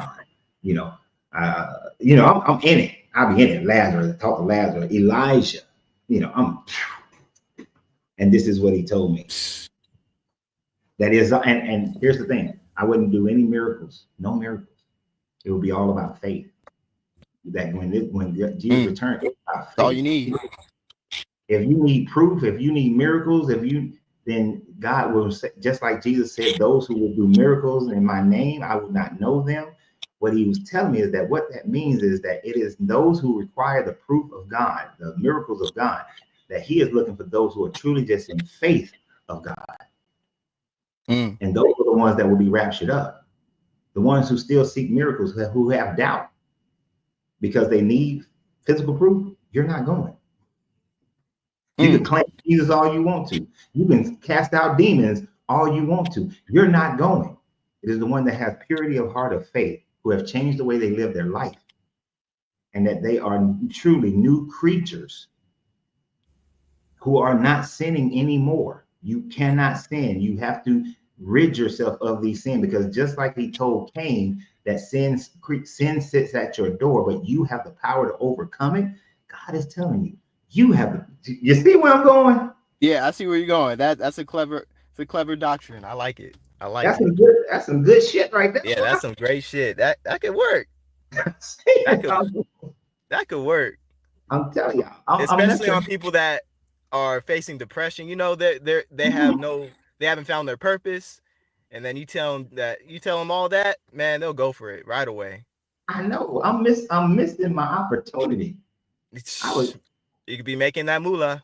I know. I was just providing counsel to one of my clients yesterday for their career path, and I'm sitting up here like, damn, I'm providing counsel to a joker who's making about 5 times more money than me. Well, hell no, like 10 times more money than me. And if he follows this path, he's gonna be making about 20 times more money than me. And here I am not making the kind of money that I'm guiding him into making. Something wrong with me. Yeah. Right. So literally, I told my wife, I was like, something wrong with me. I'm making bad decisions here. I'm not gonna guide this joker to making 20 times more than me, and I'm not making it. I got to figure this shit out. That's right? Funny. Like, I know the pathway as far as this field. I know the pathway. I just can't do it. Just can't do it. Nah, yeah. Yeah, but damn. But that's some good shit. I can't lie to you. That's some real good shit. I can't even lie to you. I think it can work. Yeah. I think it can work. No, I'm quite sure it'll work. It can work. Yeah. There's still an opportunity to do it. I'm pretty sure there's something that's coming up that I can predict the rapture again. You know, whether it's the red heifers or something that's going on in politics, I can figure it out. I can figure it out. I could be the next coming, the final messenger. To hell with Muhammad. I'm the final messenger. Who cares about what's the other dude claiming to be the final messenger too? What's that dude's name? Little short motherfucker. Elijah Muhammad. Oh, Elijah Muhammad. Yeah. To hell with them, the final messenger. I mean, if you think about it, Elijah Muhammad took Islam and took the idea of Christianity of being the final messenger, being that, you know, the comforter that will be sent and that final messenger. He took that and swerved the shit out of a bunch of people. And had a whole bunch of babies, got all the pum pum, got all the money. In a time frame when it was very difficult for Black people to gain financial success. That's true. Yeah. It's not that somebody listening to this is gonna take this and run with it. Just break a brother off. Yeah, just break me off something. That's all I'm saying. Give me the credit, at least. Right. I keep providing counsel for people to make more money than me, and I'm having a problem with that. I really am. I really am. And what bothers me is that he called me, and then there was another one of my clients, I was talking to him like 2-3 days before, and I'm giving him other similar advice to increase his pockets. And I'm like, what the hell am I doing wrong? Because this ain't making me they kind of money. Yeah, no, not at all. Funny. I know. We went so far off. No, that's how conversations go. It truly is. It truly is. And yeah, I'm feeling actually. I know I was late yesterday, and I was late today too, because I was sitting there and I was thinking to myself. Well, I was meditating, and I was like, I got to figure this out, man, because you know I'm bougie, but I ain't got bougie money right now. Yeah. I need to get it. I need, and my life has gone up and down like that. Like, I make a bunch, then I make a bunch, then I go back down, make a bunch. I gotta plateau this thing off. I gotta get to a point and plateau this thing off. And get that money. I gotta get the money for my efforts. Yeah. Oh my God. But anyway, it's back to the subject. Back to the subject. Jesus' death and resurrection is not special. Right. And now one of the things that they also, which none of these other religions can prove either, is that any of these gods actually resurrected. When you look at the Jesus story, every version of the resurrection is different, right? And I know that Christian would say the only thing, the consistency is that he resurrected, right? Well, you still got to have consistency throughout the story in order for any aspect of the story to be believed. Right? So you can't say an earthquake rolled the rock and nobody else says anything about an earthquake. There's certain things you just can't miss. Right? Yeah. If I don't know what city you're in, but if we're both in San Antonio. LA. Okay, so you're in LA. Perfect. If we're both in LA, and there is an earthquake strong enough to roll a damn rock, a boulder, there's no way that you notice the earthquake, but I don't. And although LA is way bigger than the landmass that they would have been than the city of Jerusalem at that time frame, like Jerusalem was tiny. It would have been the size of, you know what Metairie? You said what? You know Metairie, right? Metairie? I don't think Metairie? So. Nah. Okay. Santa Monica. Santa Monica. Okay, gotcha. Jerusalem at the time frame would have been only the size of Santa Monica, right? It's not that big.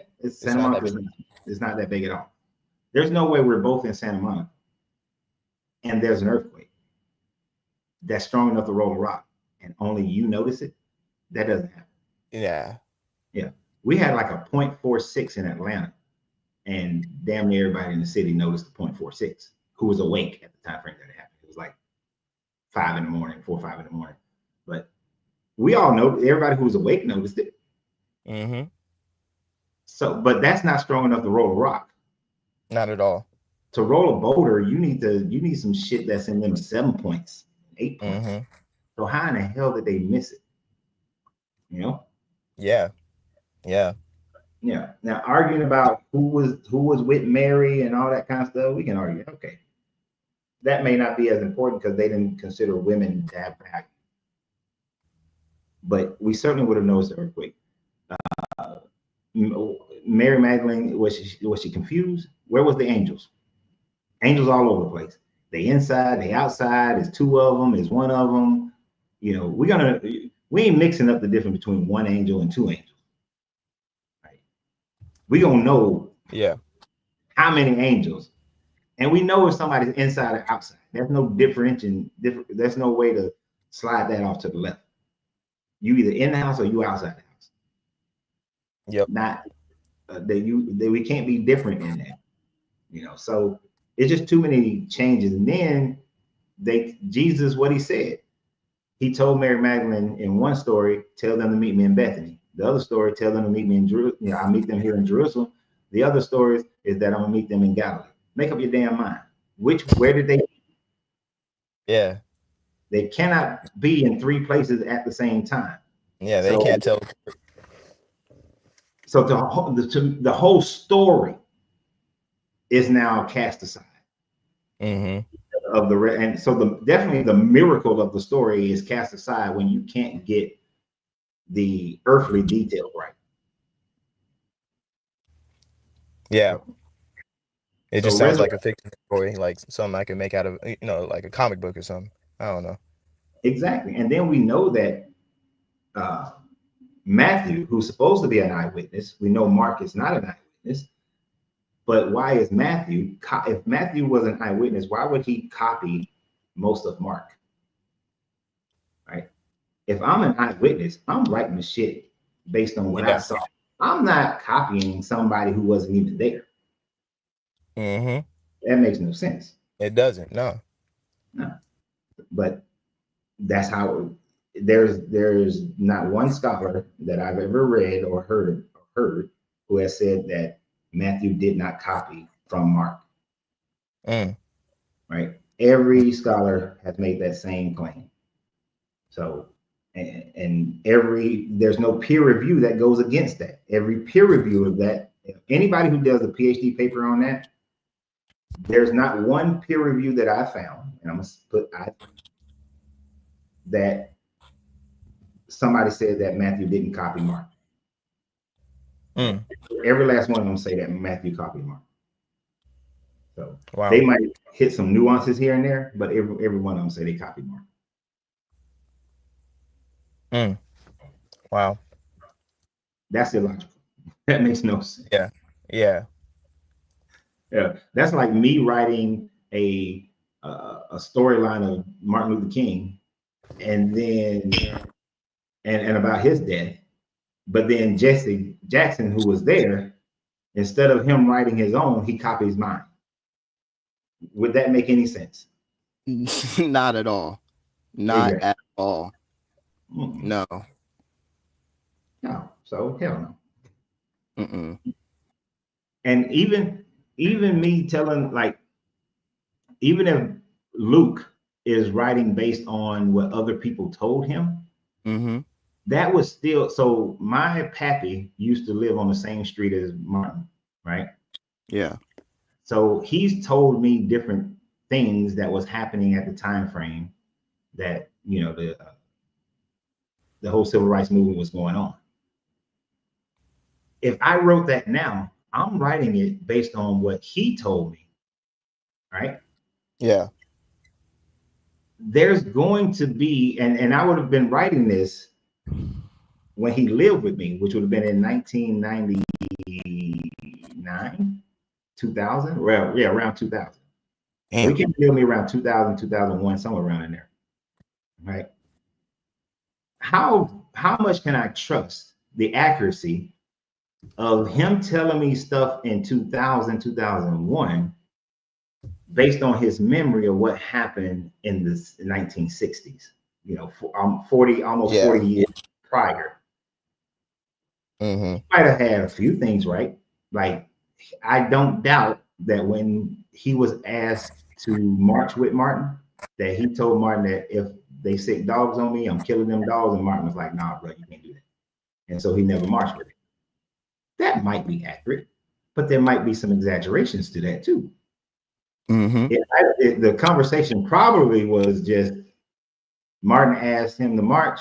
He said no, and that was it. But in his mind, his reasonings were, I'll kill them damn dogs if they stick them dogs on me. And that's why he didn't do it. But that part of the conversation probably didn't happen. Nah. Right? They knew each other, and he knew that my pappy was a Korean vet, and he knew how my pappy felt about white people. So it was probably as simple as that. That's it. Nothing else to it. So, and some of the other things that he told me about Martin, I looked at him with a little side eye. You sure? You sure about that? You sure you remember this correctly? You are in your 70s. So you may not be remembering this correctly. Yeah. Yeah. That's funny. Because some of the things he said don't quite add up. So I know memory your memory is like the worst witness to anything, especially when 40 plus years have went by. Yeah, that's true. Yeah, I mean, I remind my brother of some of the crazy shit that he did to me when we were kids.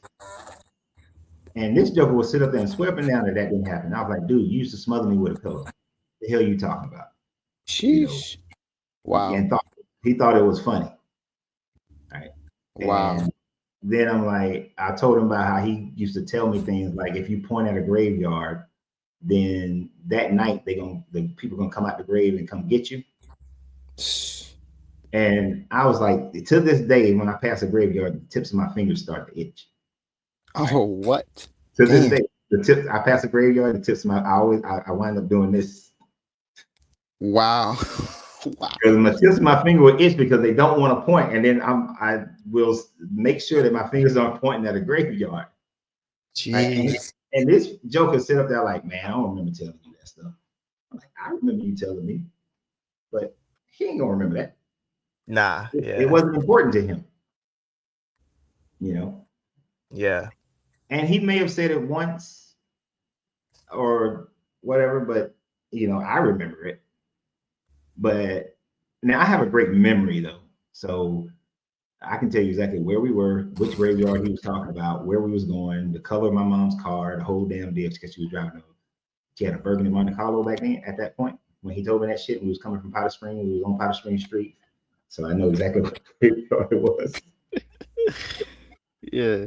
So these people trying to tell this story after 40 years, it's going to have a whole bunch of holes and it's going to have a bunch of exaggerations in it.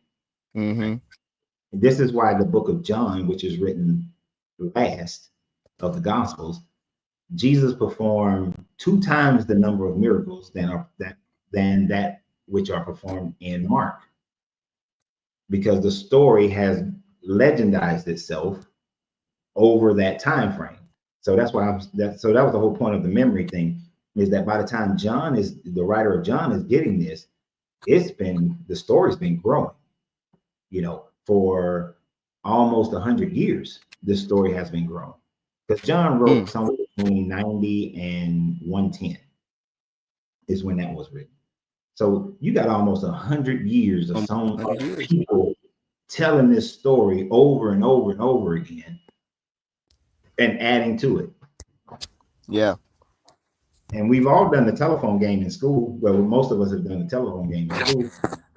That's in 5 minutes. You can't keep a story straight. Facts. Yeah. Have you ever done that? Yeah, I've done that when I was younger, like 4, 5 or 6. Yeah, back then. I'm 24, so that would be like 06. Yeah, I had a teacher who did it. In college. So we all, and mind you, I was in college. I was 27 when I was in college, because I went to college after the Marine Corps. So I was actually older than that. I was like 29. No, so that was when my son was born. So I was 30. And even in college at 30 years old, and most of the students were in their late 20s and early 30s, and some of them jokers in their 40s, we still couldn't keep it straight.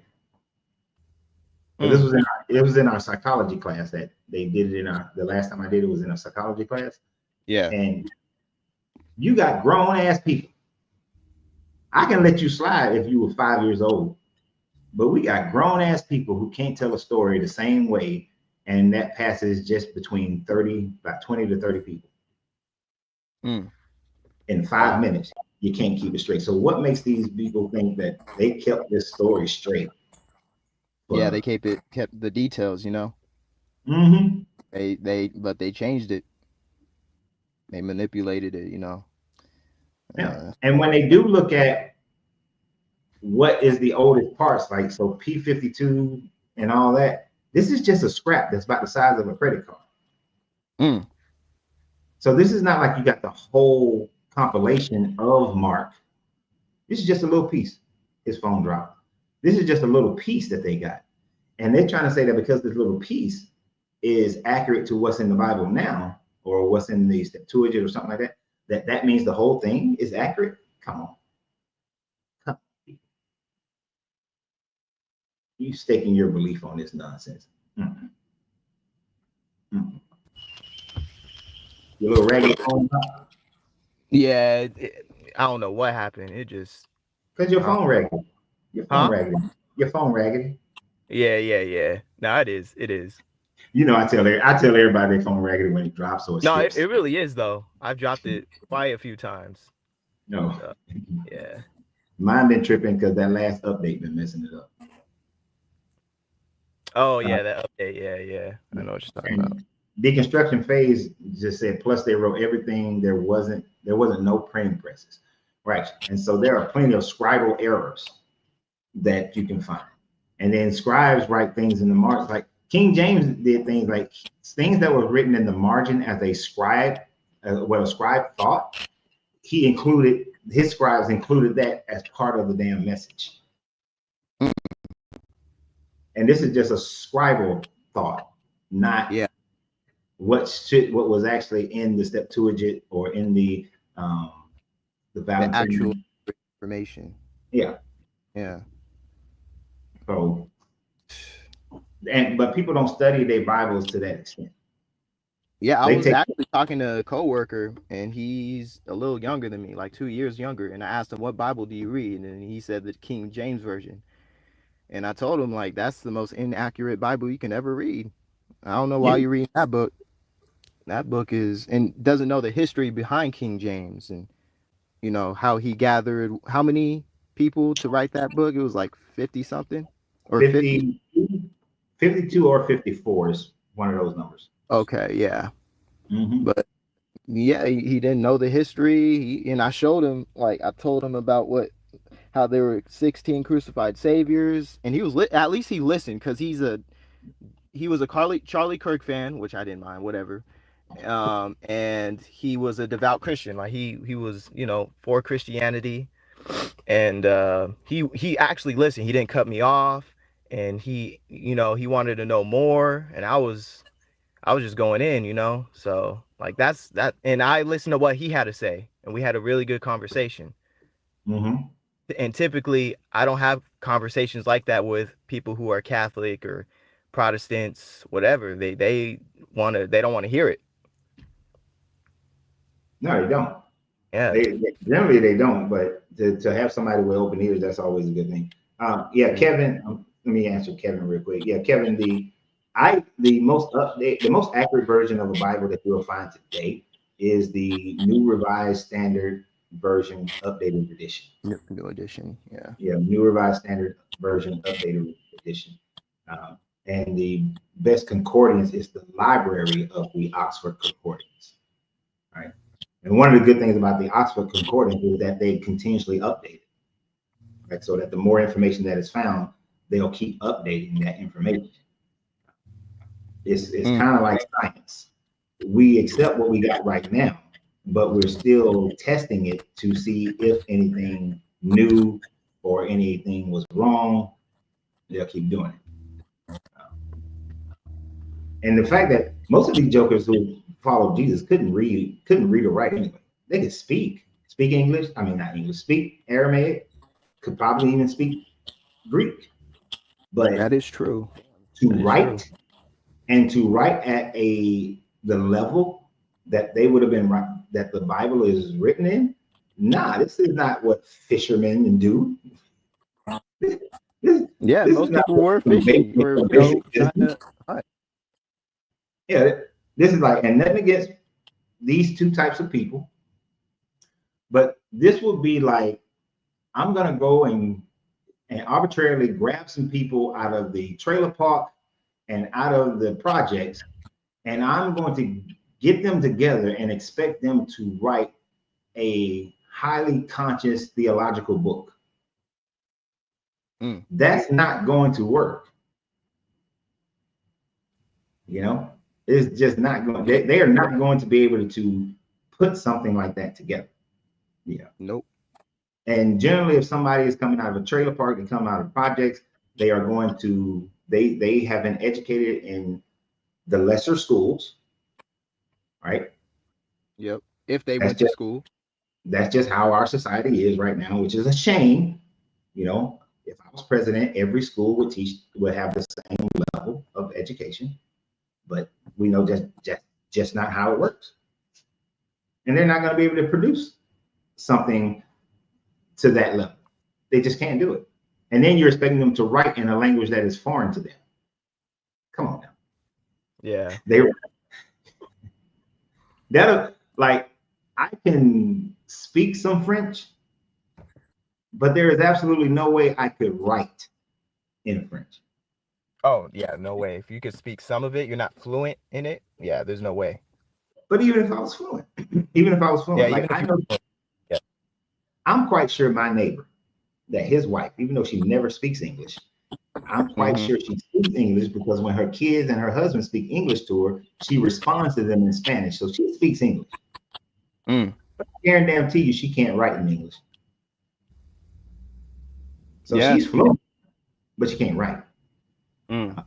For a time, I was conversationally fluent in German, but I could not write in German. And the only reason I was conversationally fluent in German is because I used to go out and hang out with the Germans and all that kind of shit. And I picked up the language, but I couldn't write in it. I couldn't read shit in it. I might be able to figure out a few words on a sign, right? Because I like, oh, that looked like it should say this particular word or not. But I couldn't write that shit. The same with Russian. Yeah. True. I spent a lot of time in Russia. I couldn't speak it back, but if you said something to me back then, I pretty much knew what you was talking about. Don't ask me. I can't write shit. And of course, 30 years later, I can neither have a conversation in German or Russian or French, because I haven't used it. Yeah. So if you want me to say something or remember something, no. A few basic stuff here and there. That's about it. Oh, sorry. This pastor over here said, please let Jesus come inside you. Oh, I know it's COME. It's she wrote COME. It just, it still sounds crazy. Pastor Matthew, you need a different phraseology there. I don't want Jesus coming inside of me. Oh no. I'm gonna take that to the base level. That's gonna go down to his base level. Jeez, man. Oh my goodness. Final trumpet will let Jesus come inside him, probably, but not me. Oh. I'm sorry. No, that was funny. No, that was man. I was thinking the same. I was thinking the same thing. People don't think about how people can take what they say and twist that shit up. But just as easily as I twist her shit up is how easily they twist up the Bible. Good point. Yeah. Yeah. I mean, because if I just said that without somebody's understanding of how the English language is used, it could be misunderstood as something different. You know, which is something that, as we were saying earlier, people have done with the Bible. They take it and they make it fit into how we think today, and think it means. and give it that meaning. Like And if they I don't say know the meaning to a specific word in that book. exactly, They don't know the etymology. none of it. None of it. And Yeah.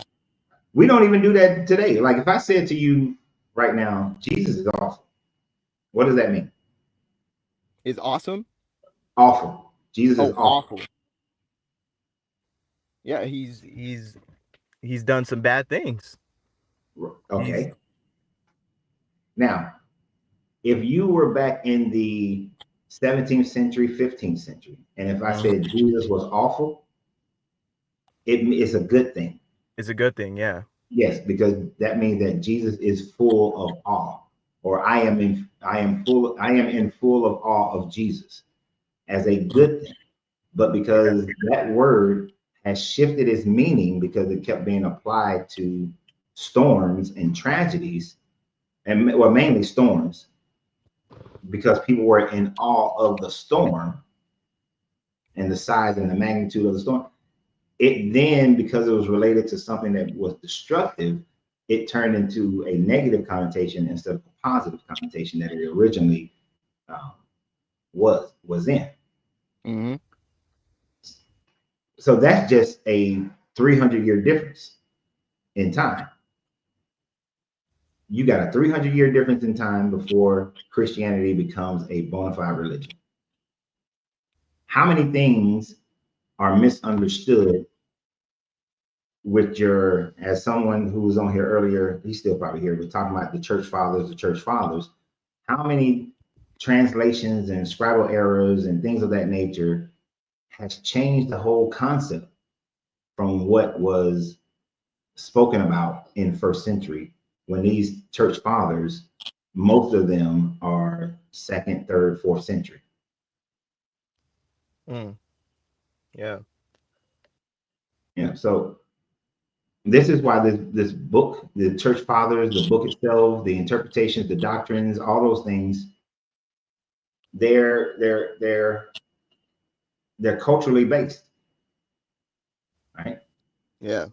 This is why Pope Nicholas V, in his papal bull, based on Leviticus 25, he told them it is their duty. He told the Spanish and the Portuguese, it is your Christian duty to go into West Africa, make them into slaves, and force them into Christianity. Yeah, I remember that. I remember reading up on that. Yeah. Back in like the 1400s, I think. It was like 14 or yeah, 14, right? Or was it the I think it was 1500s? 15. I think it was like 1540 something is when he did that. 1441. I thought it was 1441. I don't know. I'm gonna find out. Yeah. Yeah, it's for like 1441. Yeah. Mm-hmm. For some reason, I thought he was in 1500, but yeah, it was 1441. And then what is the political purpose for him doing that? It was simply because he needed Spain and Portugal to help him fight the Ottomans, because the Spain and Portuguese were fighting amongst themselves over the slaves that they were capturing and the people in the Canary Islands, and they were starting to go into West Africa.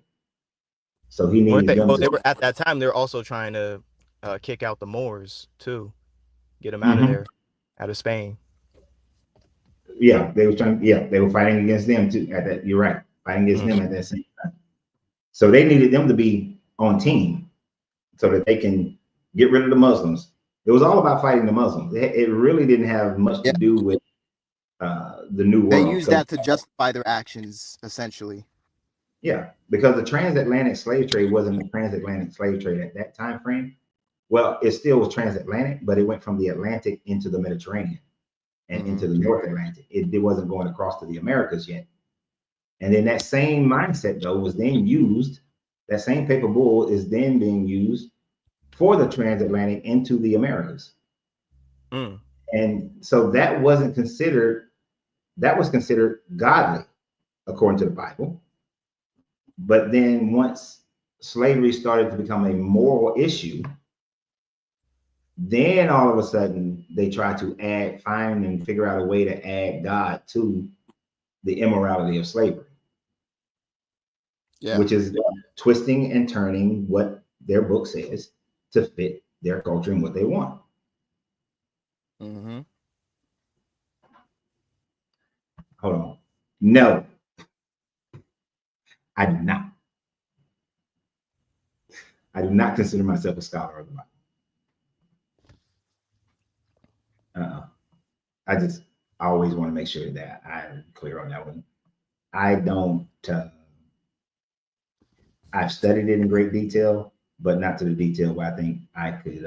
You shouldn't have to be a scholar on anything. You just do research. Yeah, I was just about to say, I don't think I could write a PhD paper on the Bible, on any aspect of the Bible, but that would be me lying because I could. Yeah. I could write a PhD paper. Mm-hmm. If they would let me skip all the bullshit, I would write a PhD paper on the Bible and submit it. And I think that it would get approved. It would get approved. Yeah. In today's world, it is too easy. It's too easy. The research, the information is too available to fail at it. It will take a long time, of course. It'll take months to put it together. Yeah. But it's not hard. That's why I don't, I have difficulties with some of the things that some of these Christians say, because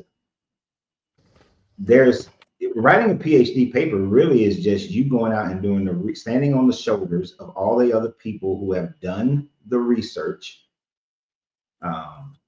Like, let's say I decide to do one on Noah's flood. No, the Exodus is one of my favorite ones. Let's say I decide to do the research on the Exodus.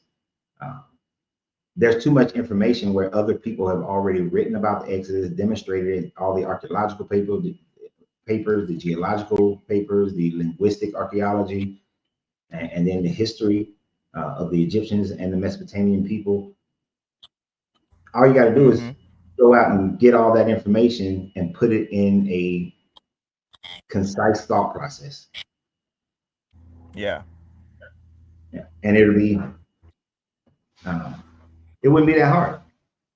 It'll just take some months and months and a whole bunch of, you just got a site where you got all your information from and put it in and just put it in and make a good argument. Like, you ain't got to be, depending on who you're submitting it to. Now, if I submitted that to a seminary school, of course, I got to be in support of the Bible. But if I just submitted it to a school like Oxford Religious Studies, or any other college of religious studies, it'll get approved. I should test that one day. I should test it. I should see if I should write one and submit it, and then I have to convince them to read it though. Yeah. Damn, that's like you gotta convince them right now. Okay. You just broke up that whole part right now. What'd you say? What do you mean? I am cut what off? you said. Yeah. I said that it's that they like this, just give it a try and read it. Well, there's no money in it. There's no money in it, and there's no reason for them to do it. If I'm not a student in their PhD programs, then why would they take time to do it? All right, there's no money in it. That is true, yeah. It's a business, yeah. And see, this is where people, to me, make dumb comments. And I do say this is a dumb comment. If you like. Yeah, he's saying Jesus was around way before Wikipedia, but you can go with that if you like. Yeah, because you're not understanding how the internet works. If the internet works in such a way that we have access to information that the writers of the Bible did not have access to, right? No. The writers of the Bible didn't have readily in-depth information about Jewish culture, Jewish tradition, Jewish law, Judaism in itself, which is why Mark has Jesus quoting Old Testament incorrectly, which is why they have different interpretations of what Old Testament things are saying. It's because they didn't have the access that we have today. So whether it's Wikipedia or it's Google Scholar or Academia EDU, any of those resources, they didn't have them. Or even the Jewish translation that I use, which is Safari, they didn't have those types of things to be able to accurately produce their New Testament about Jesus. But we now have that, so our information is actually more correct than the information that the writers of your gospels actually had. So when people try to shit on the availability of our information, you're just really showing your conscientious bias and your inability to think beyond what your religion is telling you. And then That's man-made. I love these dumbass comments too. A channel on disproving Zeus or Poseidon. What the? Oh my goodness! Really? Really? Oh my goodness! Are there one? I mean, what did you deconstruct from the Greek religion, Jeremy? That's what I'm. No. What religion did you deconstruct from? Christianity. So, do you care about Zeus and Poseidon and Santa? No, of course not. Okay. Like, yeah. Let me ask you another Santa, question. I guess when I was a little baby, but I came to realize that in reality he doesn't exist. He's not flying across the world giving gifts. He's not doing anything that we've been told as kids. He's fictional. He's not real. And are people essaying people and taking financial advantage of people and trying to create laws that everybody has to live off of based on Zeus, Poseidon, or Santa? Nope. So not at all. Right, exactly. Because now I will say, I think that a great channel would be, and I told another person this, who's into like Greek mythology, a great channel would be kind of retelling those stories and diving deep into those stories, because people will find them entertaining, but that's all they will be, is entertainment. But entertainment sells. Yeah, absolutely. So, that's what keeps the world distracted. Yeah, and they just want you to get off their little stuff because they feel in some kind of way. Yeah, they feel in some kind of way. Yeah, and don't understand. And they want you to leave them alone because you're hurting their little feelings. Nobody care about their feelings. But Jeremy, I'm gonna bring somebody else up. Yep. Okay. But I appreciate you. Pleasure talking to you, sir. Pleasure's mine. All right, you take care. You too. Bye.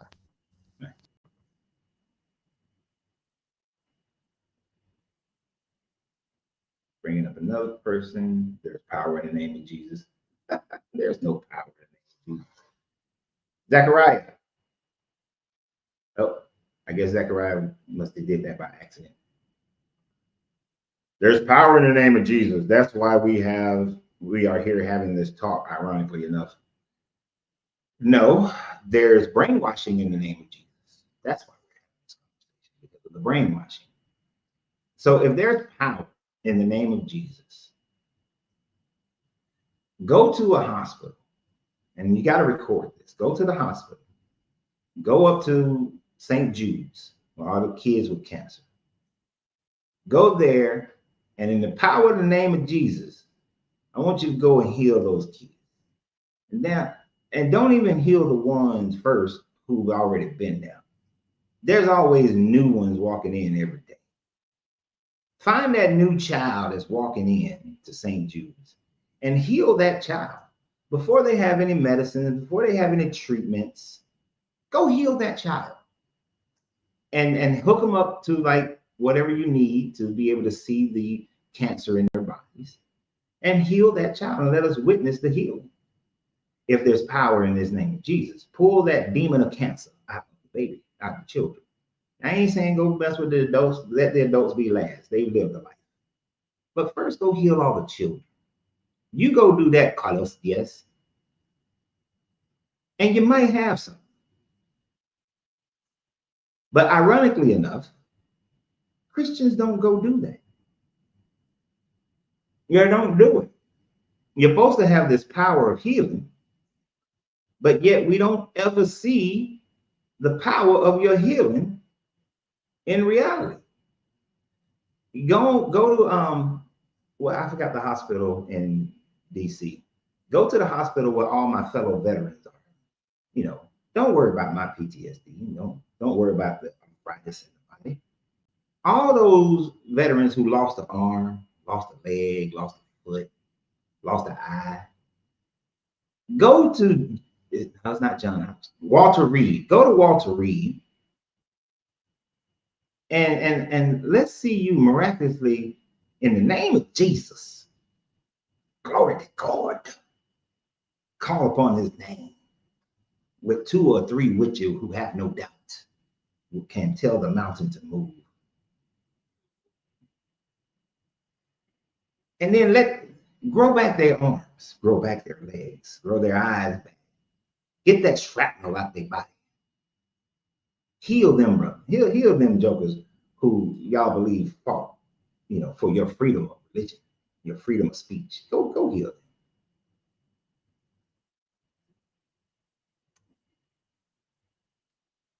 Go do that.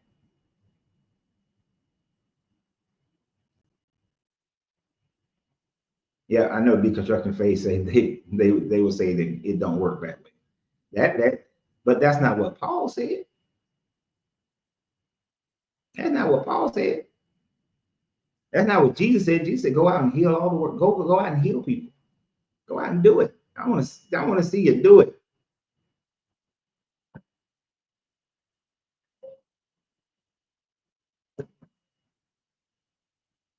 I want to see you do it. It's just like the young lady who came on here yesterday and was saying that during COVID, a whole bunch of Jehovah's Witnesses were dying because they refused medications. Now, if you catch something, go get some help. Unless preferably, I would say go get some natural medicines. But I'm not telling anybody not to go and do that.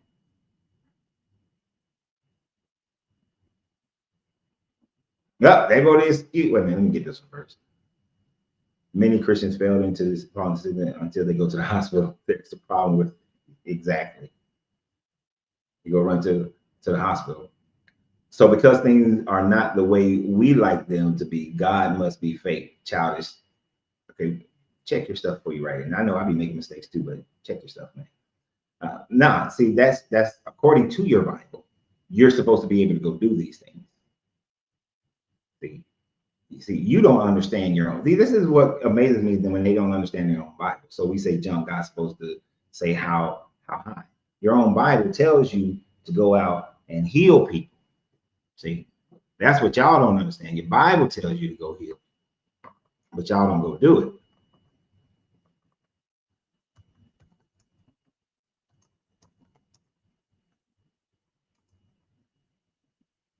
See, y'all always want to make it sound like we are saying that we are challenging you, and that's challenging. That's you know, you're challenging God.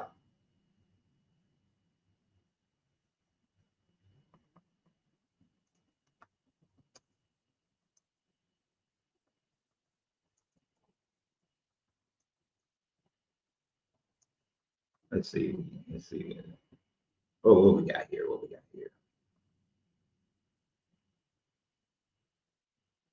Mark 16. Let's go to Mark 16.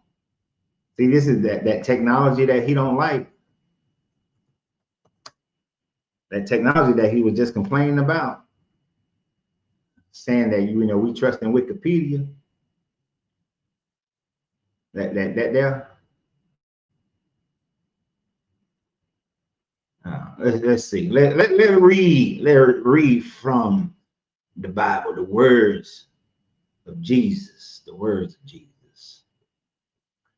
All right. And later he appeared to the 11 themselves as they were sitting at the table, and he unbridled them, and for their lack of faith, for their lack of faith and stubbornness, because they had not believed those who saw him after he had risen. And he said to them, go into all the world and proclaim the good news to the whole creation. the one who believers and is baptized will be saved, but the ones who do not believe will be condemned. And these signs will accompany those who believe. By using my name, they will cast out demons. They will speak in new tongues. They will pick up snakes. And if they drink any deadly thing, it will not hurt them. They will lay their hands on the sick and they will recover. So I guess you are not a true believer of this God, nor are the people who are claiming that they believe this God, but then they are laden down with sickness, right? So it is not us saying that God should jump when we say jump. It is your God, your belief in Jesus. This is after the resurrection. This is after the resurrection, I believe. Yeah, this is after the resurrection. In the parts of Mark, and one of the things that we need to understand very clearly is that the oldest versions of Mark do not have this as part of their story. This is not part of the book of Mark. This was added later. But your Jesus commanded that you go and pick up some snakes. Your Jesus commanded that you go out and you lay your hands on the sick and they will be healed. They will be healed. See, that's what your books say. Y'all like to say that we saying this, that we trying to make this up. But this is not us. This is not us making this up. This is your book, my guy. This is what your books say.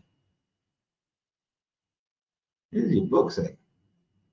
You know, when we look at John 14, verse 12 through 14, verily, truly, I tell you, the one who believes in me will also do the works that I do.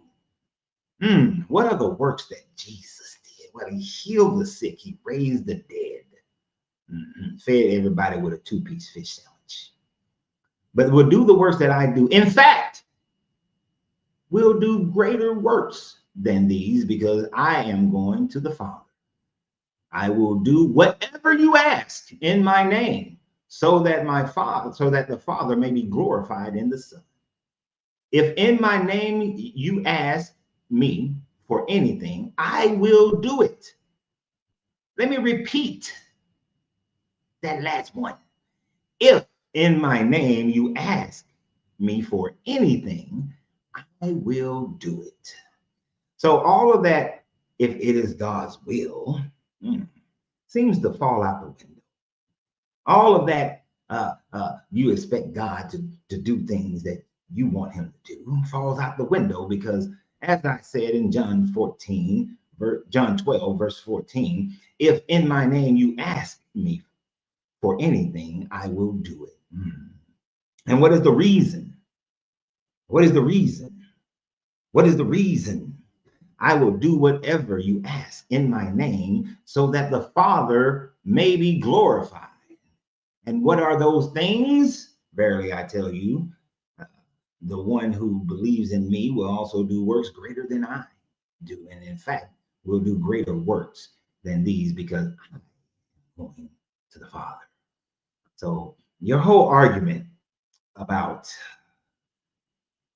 this God jumping when we say jump, doing things that we say for this God to do, kind of falls out the window when your Jesus himself is supposedly telling John about 50 to 100 years later that whatever you proclaim in his name, he will do it for the glory of God, for the glory of God. He will do anything that you ask of him if you are a believer. So my question to you, Carlos Diaz, if you are a true believer in this God, God is your true God.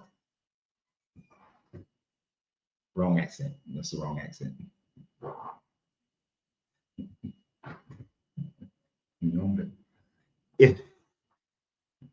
If Carlos, you're a true believer, Carlos, then you will go out and you will, because you're a true believer, heal these people, lay hands on them and heal them in the name of Jesus.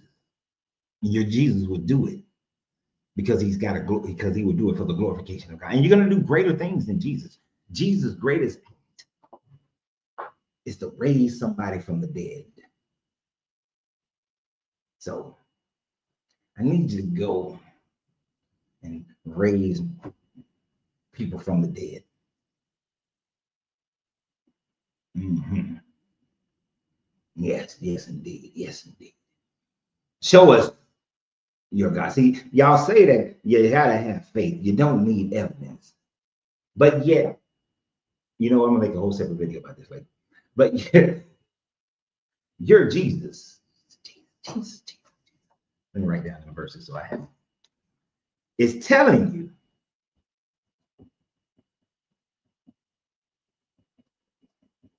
that you are going to do greater things than him.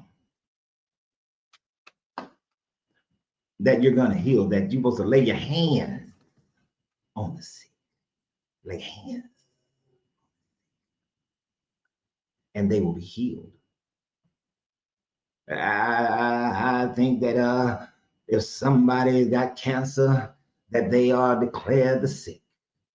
And since they are declared the sick, that you will then go and lay hands on them.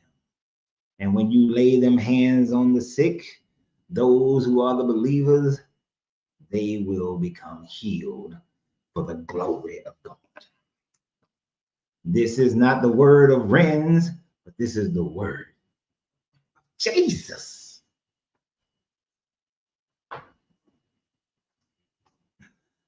Where's my organ? No, I need the music.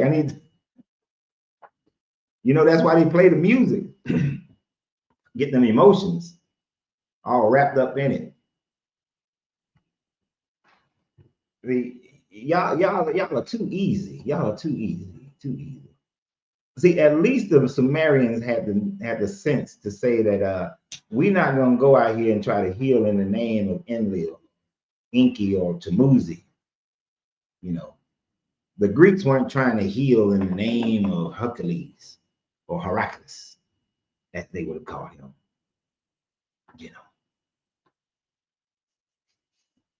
Nobody went out healing in the name of Osiris. Said they bid for that God to do the healing. They gave provisions for that God to do the healing. But your God said that you're supposed to be able to do the healing. That you're supposed to be like them people in West Virginia picking up snakes. See, you'll get to ask him about mom and dad yourself one day. Let me know that goes.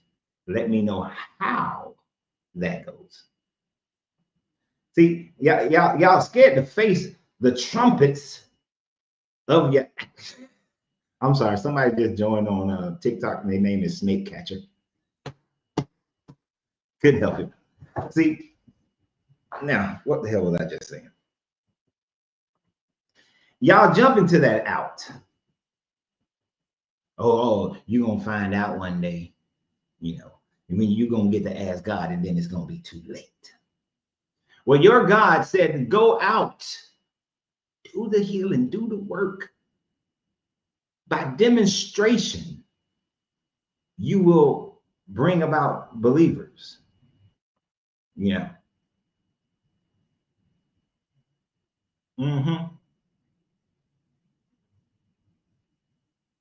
Because he said these will be the signs that will accompany you, will accompany those who believe. By using my name, they will cast out demons. Y'all love to do that one. Y'all love to cast out the demons. They will speak in new tongues. Y'all love to do that one. Y'all love it. They will pick up snakes, and y'all scared as shit to do that one. Y'all are terrified to pick up some snakes. If they drink anything any deadly thing, it will not hurt them. Y'all are not walking out there drinking arsenic. Y'all ain't drinking poison. And then it says to go out and heal people. Y'all claim to do that, but then you blame it on the person, say that, well, you don't have enough faith. It didn't say that go out and heal the people and they got to have the faith to be healed.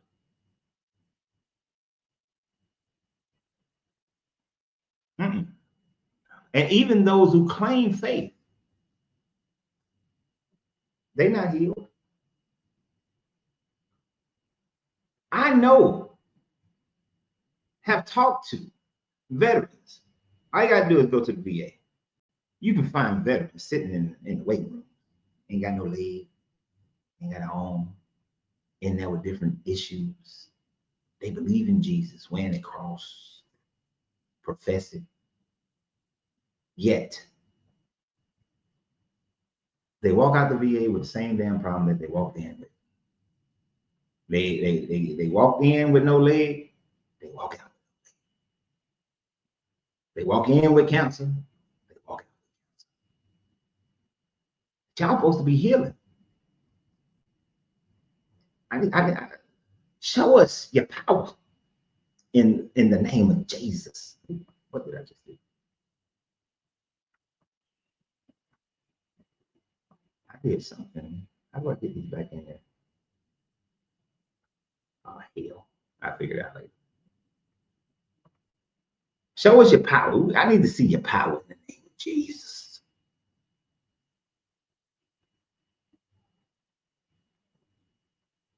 I need to go walk inside the church. And I don't want to see the person sitting up there like, I'm not coming out. Oh, friends is mine. Nah, that's bullshit. That's bullshit. That's some acting. I need to see the demon come out, and then you see it, like, you know, when you're watching the movies and the demons come out and they're like flying out of the person. Where's that at?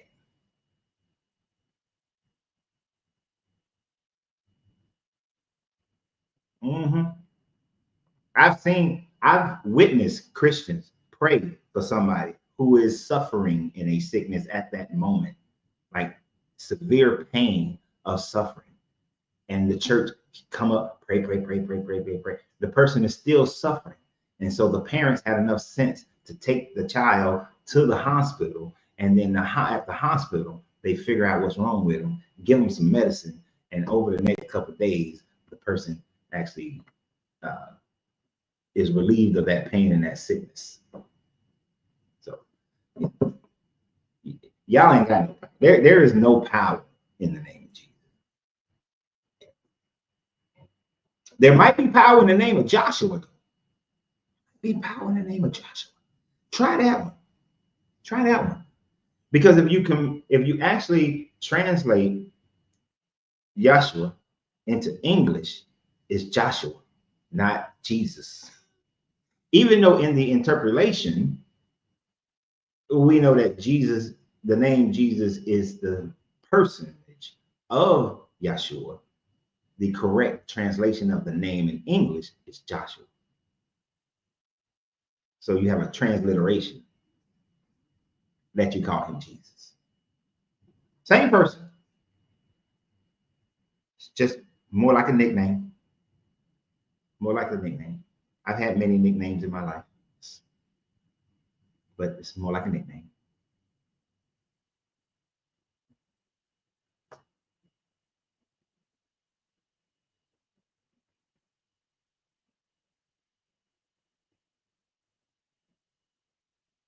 So I need y'all to actually read your book, understand your book, and stop with all this bullshit about your book.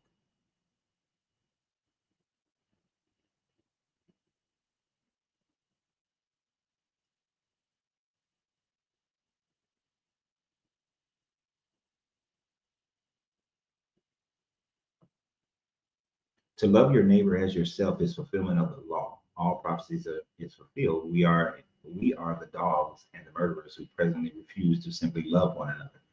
Actually, when Jesus' character was saying to love your neighbor as you love yourself, he was only talking about Jewish people to Jewish people, Hebrew to Hebrew. He was not talking about everybody else. Now, to love your enemies, it would include the other people, but the other people, the Gentiles. But to love yourself as you love your neighbors is talking Hebrew to Hebrew.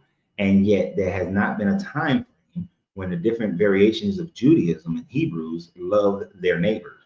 They still had issues within their own group. What many people don't realize is that the Pharisees, Sadducees, and Zealots were all different versions of Judaism who fought against each other. They did not love the Nazarenes, who were also practicing a form of Judaism and were Israelites, and so they did not love them either. So you might want to backtrack. Go do some research on that.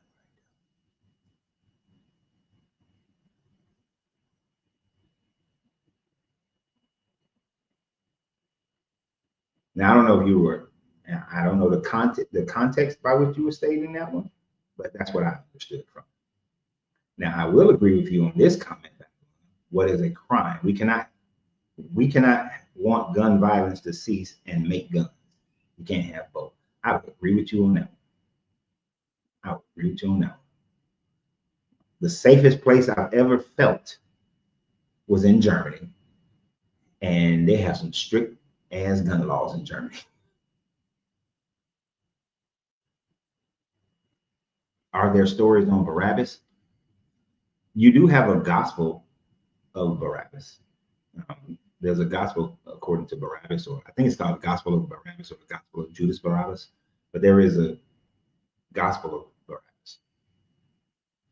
I haven't read it in a long time, so I can't tell you much about it.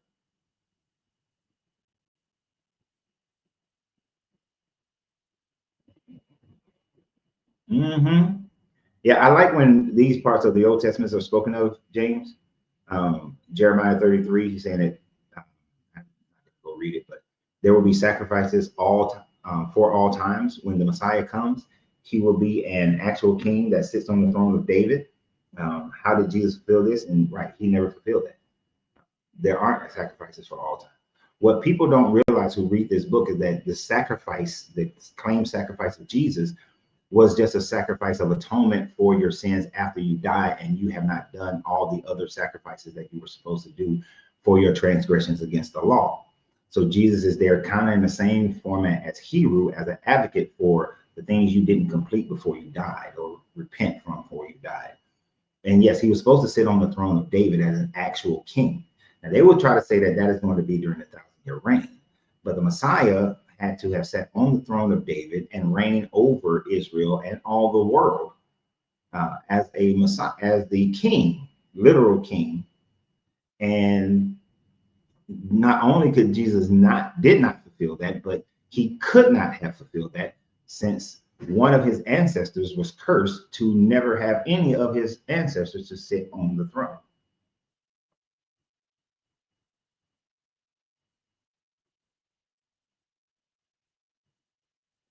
So no.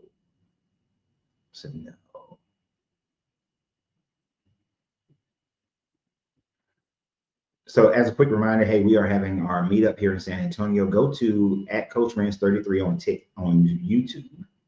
Go to this video, look in the description, and you will see the link to the hotel that we're staying in. The hotel provides free breakfast and free lunch, free dinner, and we're going to have meetup events throughout that weekend. So October 31st through November 2nd.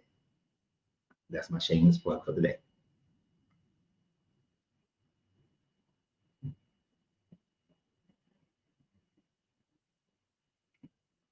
Yeah, so there is the Barabbas whose first name was Yeshua. So that's probably what he was talking about. So thank you for that, Randall.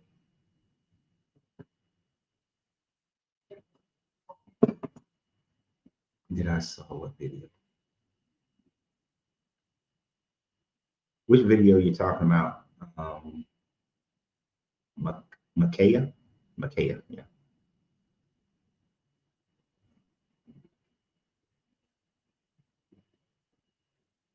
So badly by many crocodiles. So I'm guessing a pastor got ate by a bunch of crocodiles, then he got eaten. He wanted to prove that no crocodile would eat him. No, I didn't see that one. I'm gonna have to look for that one. Well, these pastors be cracking me up, be trying this shit, like the one who went to the lion, who sat with them lions, and the lions ate his ass because he thought he was gonna be like Daniel.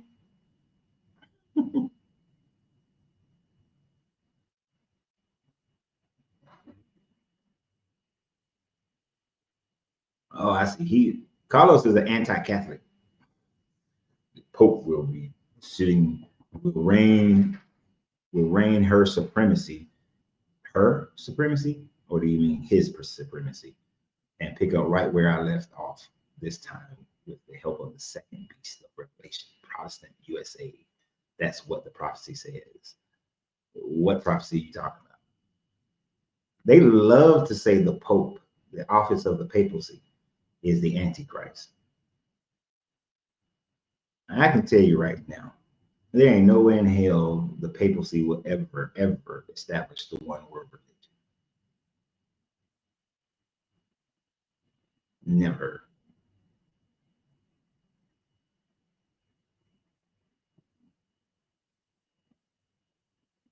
Luke 19. I did something.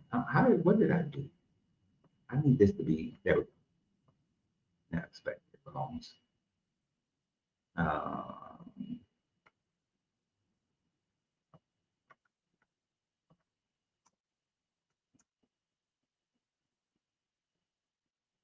The papacy couldn't even keep Protestantism from happening, so I doubt very seriously.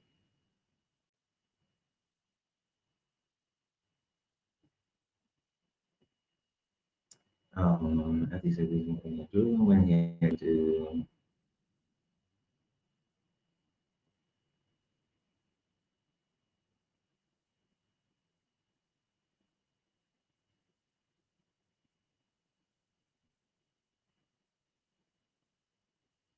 I'm trying to read something real quick.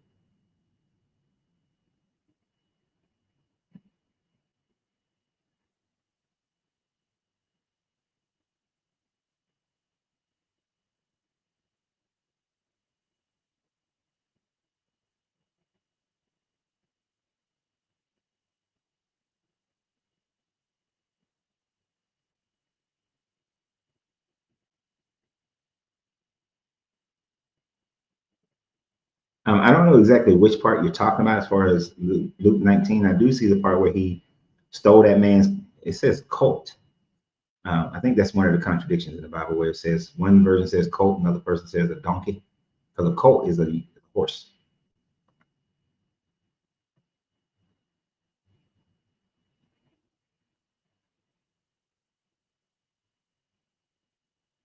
But he's saying that he's the king. You have to be more descriptive in that. Yeah, you are a heretical fool, and you don't know your Bible. So, and your Jesus, as proven here in September, what's today? September 25th. Your Jesus didn't come. Your Jesus didn't come. He said, "History repeats itself."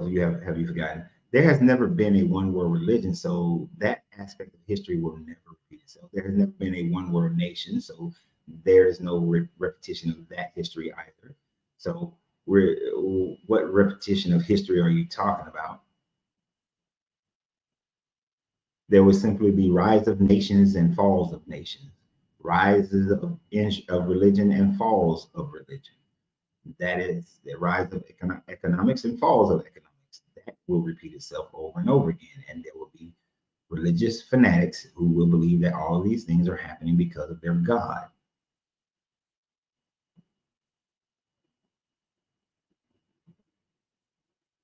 Yeah, this is one of the things that the first time I saw the zeitgeist, I was like, yeah, this Jesus. Now there was a church father, I forgot what time frame, I think it was in the Middle Ages, where he calculated that Jesus still would have been born on December 25th, based on when when Mary visited Elizabeth and Elizabeth had John, that the inception happened around March 25th. And because the inception happened around March 25th, in order for her to visit with the birth of John and so on and so forth, he calculated it to be December 25th, right? But a lot of that still don't make sense, because there's no way you're going to have shepherds out in the fields with their small sheep in December. That ain't happening. Even to this day, sheep herders in Israel, because Israel get cold as hell. Okay? I know it's in the Mediterranean. I know it's desert. I know it's close to the tropics, but because the wind sweeps across Israel to coming through the Mediterranean, it cold as hell. The first time I was in Israel was in February. It was cold as hell.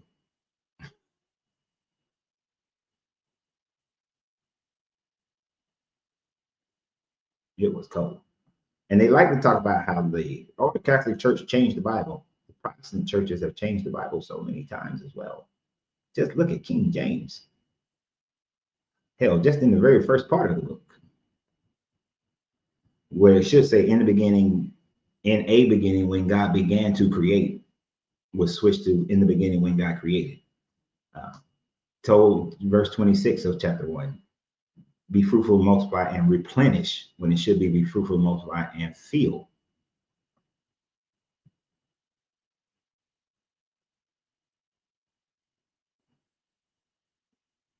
So the Bibles have been changed by every group,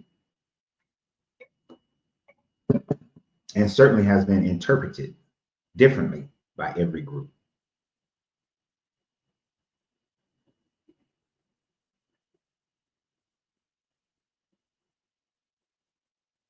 I went to an atheist live, met a Black Adam,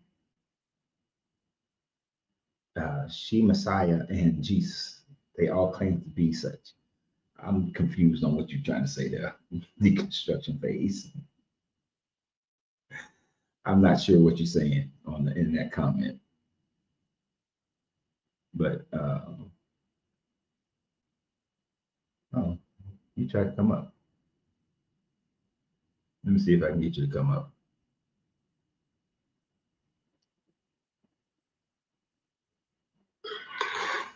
What the hell were you trying to say? Yeah, it just prompted me to remember when you was telling them that what's today, the 25th, Jesus they come back. It prompted me to remember that I was on a live and this dude said he was Black Adam from Genesis, and then this other lady said she was She Messiah. She come to save people, and then this other dude was talking about he was a Black Jesus. Oh my gosh. It just made me laugh. So I'm just sitting here. So I typed that in, but then it made me go back and remember, like, dang, you know, all these folks said that they was David. Remember David Koresh and all these crazy folk. You know what I'm saying? Like, and they don't see this crap, man. Like, how they still sleep? I don't understand. That's all. Oh, okay. Okay. I understand what you were saying now. I was tickling myself. You know, now that I live in Texas, I do want to go up to Waco and go to the compound. I want to see it for myself, where David Koresh fooled them damn people. But I find these people who are making these claims and statements, because I get people who come on here talking about some they are God, they, you know, all this stuff. They really don't know how to create a cult. Right? They make these outlandish comments and expect people to just believe it and follow it. But some of these people believe that shit themselves. They go to bed at night thinking that they have received some revelation that tells them that they are God, right? And that's at the same categorical level of Moses claiming he heard from God, Joshua, David, Jesus, all these people, Paul, all claim that they heard from a God, that they cannot substantiate that they actually heard from a God. Right, you got to start speaking your wisdom on here, man. You probably got some of them folk that gonna go back and tell that prophet, hey, he said disappeared. I'm just saying, that's what I would do. You're gonna see him on the line, shoot, holding millions of dollars, because they sure gonna give it to him. Yeah, I'm missing the boat. You know, I'm not doing this thing right if I wanted to make some money off of it. You know, I got people on Facebook and TikTok, Facebook and YouTube always claim that I'm just trying to make money off people. If I was trying to make money off people, I would not be going against Christianity. I wouldn't be trying to help people walk their path of deconstructing. I'd be creating a metaphysical version of Christianity. Well, them folks just be talking, bro, because the only thing you told me, when you come to this thing, if you didn't start a page on Facebook, you get thrown in the water. You ain't asked me for no money. These folks just be talking, man.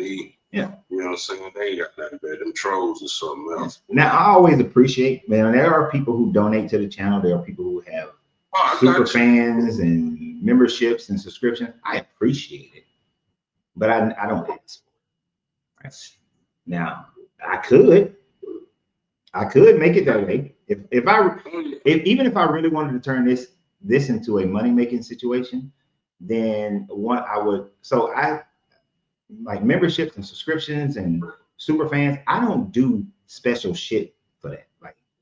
But if I wanted to make this into more of a money-making situation, and this is some of the things I'm gonna talk about when people come here October 31st, is that if I really wanted to make this into a money-making situation, then I would have lives that are just for those people who support the channel financially. I would have videos. I would consistently do more and more videos for those people who are just members and subscription holders. Every now and then I do a webinar where you got to pay for it because I'm about to do a long ass lecture.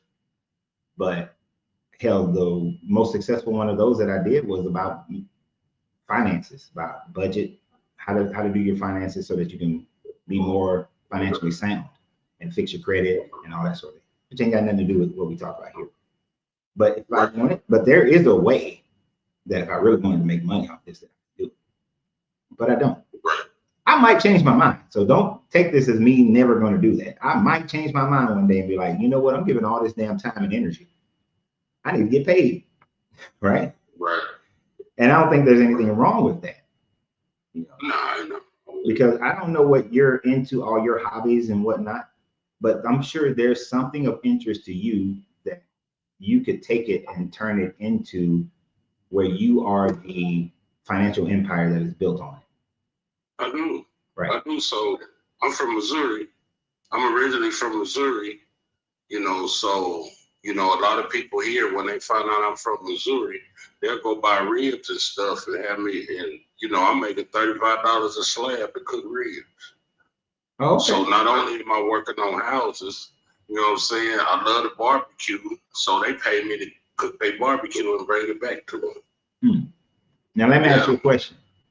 So you cooking some ribs, and you making some money off of it. Have you ever considered doing videos and lives of you cooking the ribs, people taste testing the ribs, and then I don't know exactly how it would work, but you getting into where you vacuum seal the ribs after you make them and ship them to people, and then all they got to do is warm them up?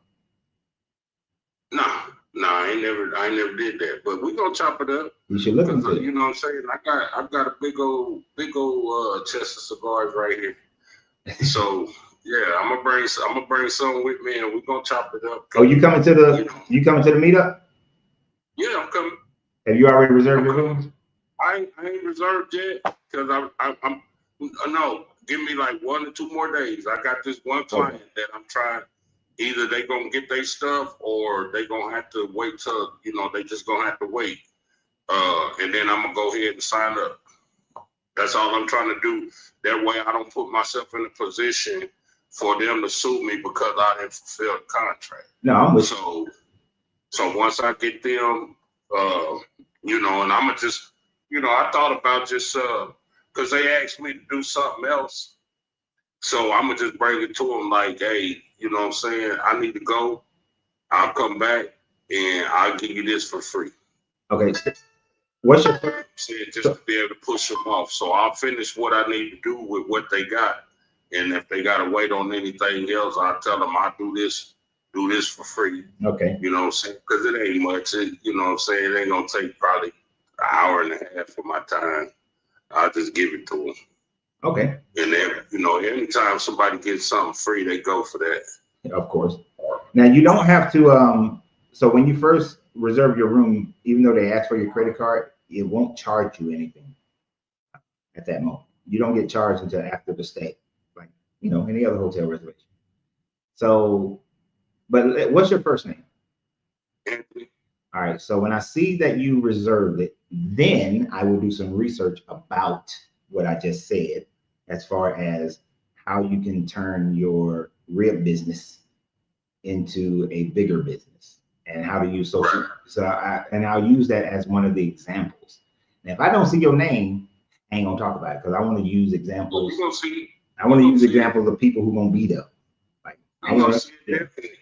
I'm telling you, you gonna see it because anybody that know Texas is my place to take a vacation to.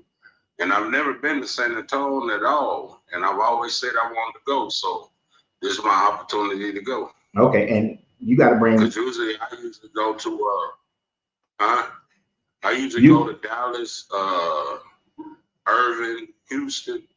I've never been to San Antonio. You're gonna have to bring me and my wife a cigar. I'm gonna put that on you though. I got you. Yeah, I got you. I'm telling you, I smoke cigars. Yeah. So now don't bring us. We don't smoke no damn sweet cigars. I'm gonna let you know that we don't smoke sweet cigars. None of them flavors. No. I don't smoke sweet cigars. Just like I don't like sweet food. So I'm gonna be looking for 2 cigars from you. No sugar in my food. 2 cigars from you is what I expect. You got it. All right. I smoke cigars. Okay. Yeah. I definitely smoke cigars. All right, so we got some more people showing up. You got it. All right. Well, yeah, once I know, I'm look for a DM from me because I'm gonna make mention of something. But I'm just trying to make sure I got my ducks in the row before I say something about it. No, I understand. Just I'm waiting on something, and if it go through, I'm gonna just put it in your head. What I want to do, if it go through like it should, like somebody that want to go, I'm gonna pay for them to come. Oh, okay. They got to get there themselves. Yeah. But I'll at least get their room for them. Okay, and so I'm just. If you do that, I'll figure out a way to make it fair for people who want to do that. So I'm just waiting on this one thing, and once I know, I'm gonna DM you, and we'll go from there. Okay. Because I'll probably just send it to you, and you put it, and you get it, and you orchestrate it. Because I don't want nobody, even though I'm talking about it now, I don't want to be, hey, he did it. No, I don't. No, I got you. I appreciate it. It could be something goal oriented that you do towards your channel. You know what I mean? So yeah, it's all good. Okay. So yeah, that's all I was saying, bro. Gotcha. I got to do a little more paperwork, get it out the way. But I'll be sitting here doing paperwork, listening. Okay. All right. Appreciate you. Yes, sir. All right, so deconstructing phase is gonna make his way here. So y'all better get here. Y'all better get here. Carlos, no, you have not violated any of the rules of the platform because you have not called people out their names or I don't care for proselytizing on the page. So you haven't broken any rules, basically. Let me just put it that way. You haven't broken any rules. I don't have a lot of rules for this page. The main thing is just about respecting one another. Sometimes people do get disrespectful and I may not see it. So let me not say I'm 100% on it because I don't have moderators. And my wife sometimes moderates the page, but she has other things that she's paying attention to at this moment. So she's not 100% on there. Sherry said, how many people are going so far? So far, there's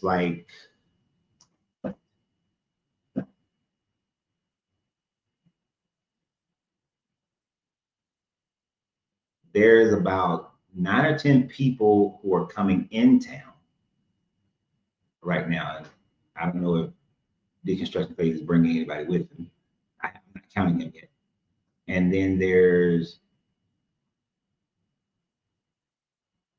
about 4 or 5 people who are local or semi-local who will be coming in, but I don't know if they live in the area. So there's about 4 or 5 of them. So somewhere around 12, 15 people thus far who will be here that I know of. And of course, there's gonna be some latecomers. There's going to be some people last minute after the 29th. I really need people to get their rooms by the 29th, just so I'm assured that I don't have to pay for some empty rooms. And then, but of course, even after the 29th, those empty rooms can still be filled.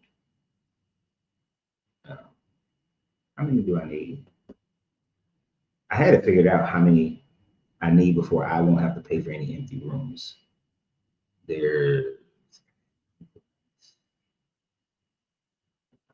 So I think we need like, so there has to be, because we did a block of 30 nights, we have to have at least 24 nights filled. And right now there's, okay, so there's 12. So I think we're like 10 nights. So 10 nights is what, five more reservations, and I'm pretty sure deconstruction phase is going to be there. Yeah, it was 7. It was 7 rooms, but I now think it's down to like 5 rooms, and then of course, deconstructing phase will bring it down to 4, and if he's able to do the other thing, then it'll just be 3. So we're almost at the point. I think I'm quite positive we'll get to the number. Okay, so deconstruction phase, yeah, he's definitely coming. So I need 4 more reservations. 4 more reservations will keep me from having to pay for anything. I'm not trying to pay for anything.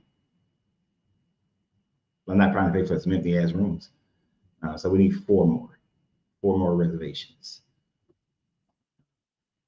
Well, today is Thursday, so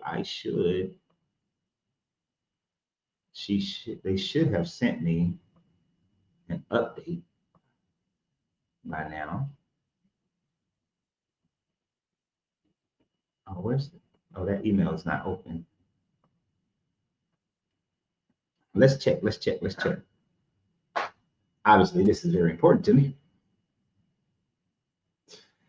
because I'm not trying to pay for rooms.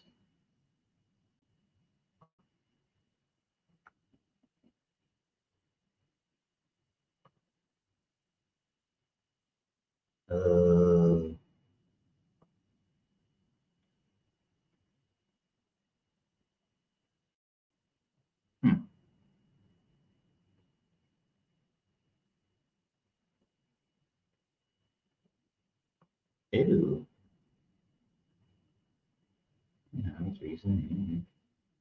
Somebody canceled. Somebody canceled their reservation. So somebody canceled their reservation. I'm not going to do a comparison. I'll do a comparison for myself later on.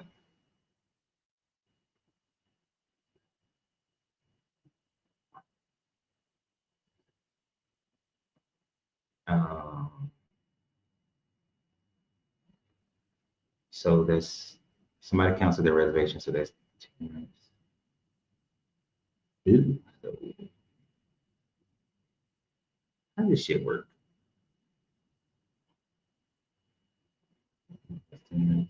Oh, so no, so I need 21. So no, the number's back at 7. The number's back at 7 right now. Deconstruction's going to make it down. Deconstruction phase will make it 6.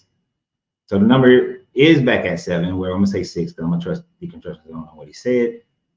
So 6. I need 6 reservations. I don't know who canceled yet, but somebody canceled. But I need 6 reservations.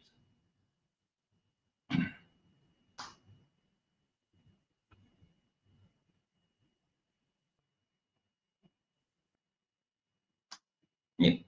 So we need 6 more reservations for me not to have to pay for anything.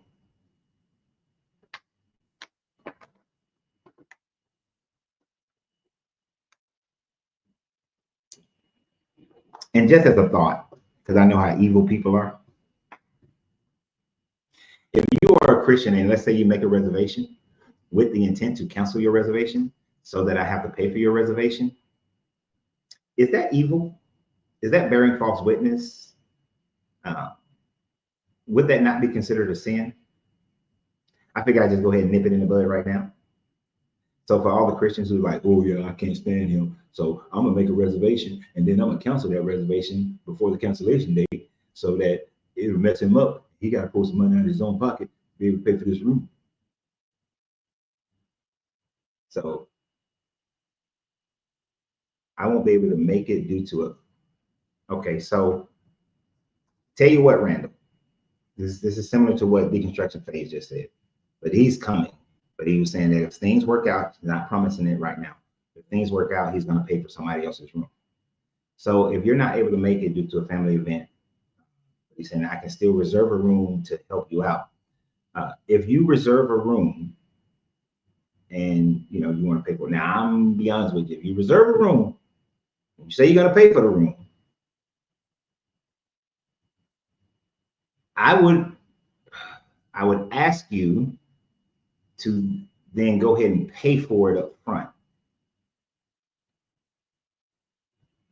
Or you can send it. I'll talk to the hotel and figure out how it can be, the money can just be sent and then we can replace the name. But yeah, you can do that. You can do that. We just have to figure out the logistics of how to make sure that it gets taken care of, whether, I guess you can reserve the room and then we can do some kind of lottery or some type of contest or something for people who say they want to come, they can get here, but they can't afford the room. And then we can put that room in their name and then it can be paid for. And then just have the room put in their name. So yeah, you can do that. And I would appreciate that. Wouldn't be a big problem. Actually, that'd be greatly appreciated. And you'll be helping somebody else out who wants to come, but just don't find it within their finances to be able to get here and pay for the room. Yeah, I think that would be horrible, Debbie, if some Christians say, I'm gonna reserve a room and then cancel it. I think that's a sin. That should count as a sin to their book. So just to go ahead and nip that in the bud. And if a Christian did that, oh, I'm gonna blast the fuck out of it. Like repeatedly, I would put that information out there. So let's say if, let me guess, James or Fred Adams decided that they was going to do that, or Carlos Diaz, I would definitely use everything I know to blast their name out there of what they did. I would be that petty. Yeah, I would be that petty. Like Fred Adams claims that he's going to be here. So if he did that, yeah, I'd be petty. I'd be petty as fuck. And I would blast that shit out. But that should be considered a sin. And if they're sinning like that, then, but their belief system is that they could do a sin like that purposely, and then they could do a sin purposely like that, and then just, God forgive me, I was doing your work. I was hindering the evil of Coach Reyes with his disobedience of mocking you. Or they just think it's all right.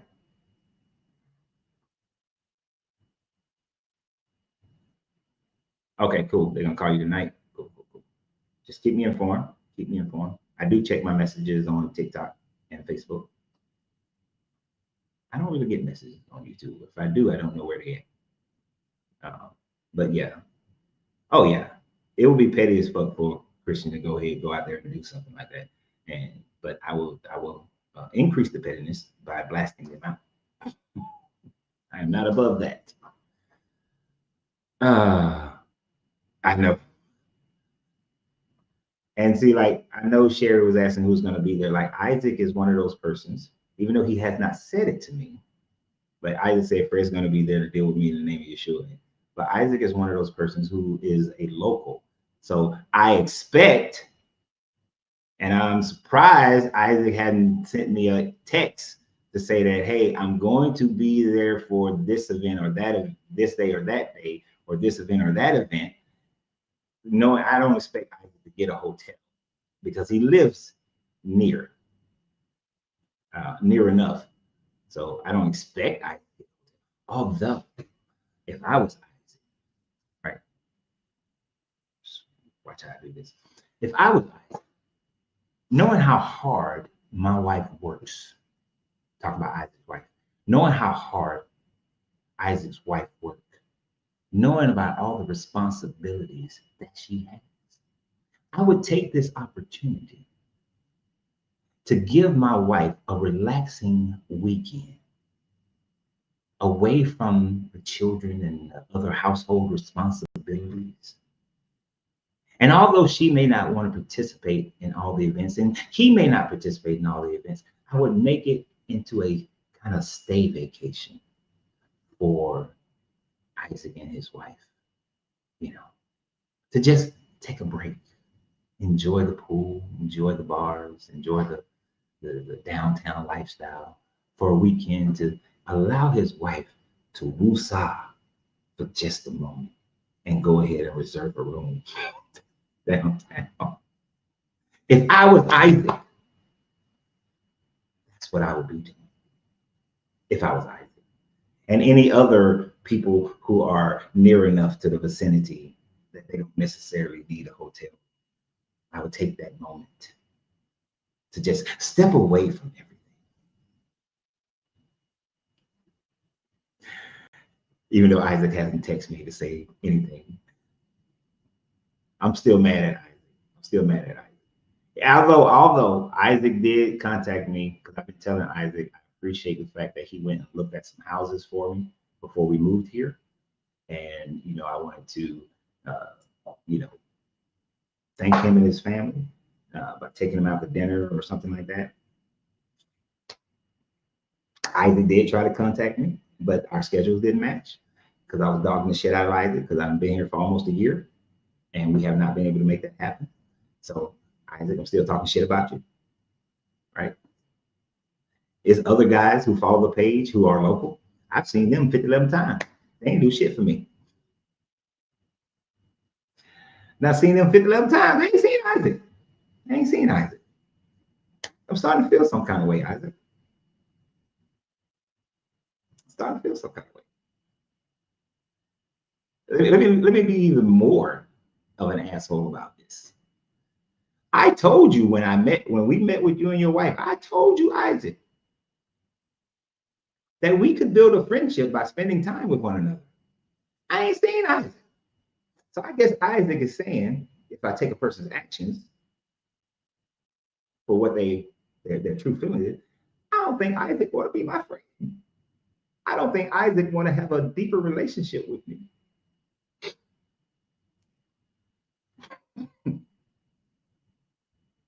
Oh, that man busy. Oh, no, Isaac, I need to talk to you because I have a query. One of my clients needs some certain information. You may be able to save me some research time. So I'm going to call you, Isaac, today. You must have read Art of the Deal. Yeah, I don't know if you deal with that. So for everybody's knowledge, if you are looking for some type of insurance, I don't know what type of insurance I do, but Isaac he's an insurance. He sells insurance. So if you're looking for insurance, please contact Isaac, DM Isaac on Facebook, Isaac Johnson. If you are in need of insurance, I don't know if it's health insurance or life insurance, because I forgot, because I met Isaac that one time and Isaac just don't want to be my friend. So, and it's very hard for me to have friends. You don't even want to be an associate because most people are just associates. It takes a lot to earn that friendship title for me. That means a lot of trust has to be in play.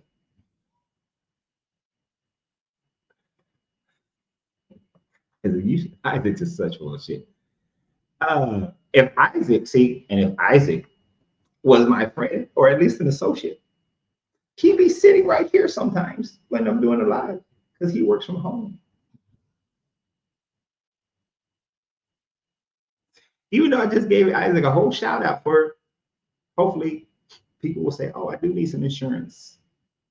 I'm going to call Isaac Johnson because I know we have similar mindsets, similar thoughts, because people like buying stuff from people that they like, people that they have similarities with, So as I told Isaac when we first met, that, hey man, there's a whole bunch of people who are deconstructing from Christianity. you can use that as one of your angles in order to get more customers. I don't know if he took my advice or not. All right, so I'm done being stupid. But Isaac, I am going to call you. I don't know what kind of insurance, but you may be able to save me some research time because I do have to respond to one of my clients today. So I don't know if you can answer a question for me without me having to do this research. So I'll call you probably give me about after I eat lunch. I'll call you. So anyway, so we're about to end this thing because I am hungry. And we've been on here for 3.5 hours. Was there a character named Horace?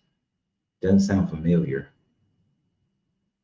I don't know of a character named Horace.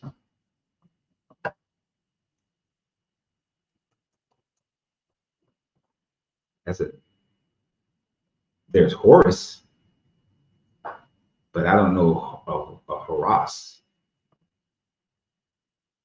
So if you meant Horus, like Heru, the falcon-headed Egyptian god who is the son of Isis and Osiris, or Osiris and Set, there's that dude. But anyway, time to go.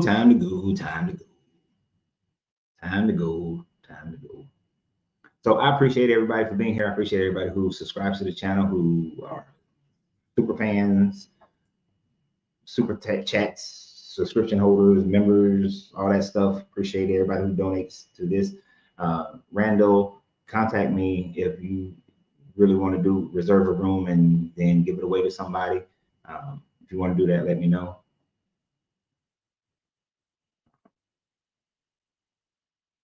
So let me know. Why she put that up again? Please let he. It looked like a woman in the picture, but I'm not sure, so it might be a he. Oh, Pastor Matthew. Sorry, my bad. Please let Jesus come inside you. No, nobody's coming inside me. We don't do that. It's opposite. It's opposite. It's opposite.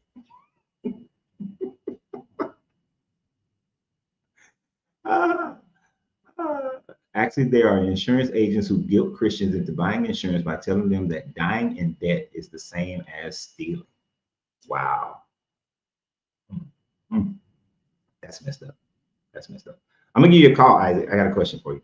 After I finish this. Well, after I eat. So y'all have a great day. Always remember that you have to free yourself to be yourself because your greatness is non-negotiable. Good journey, good vibrations. Now I'm hungry. And all this water is working.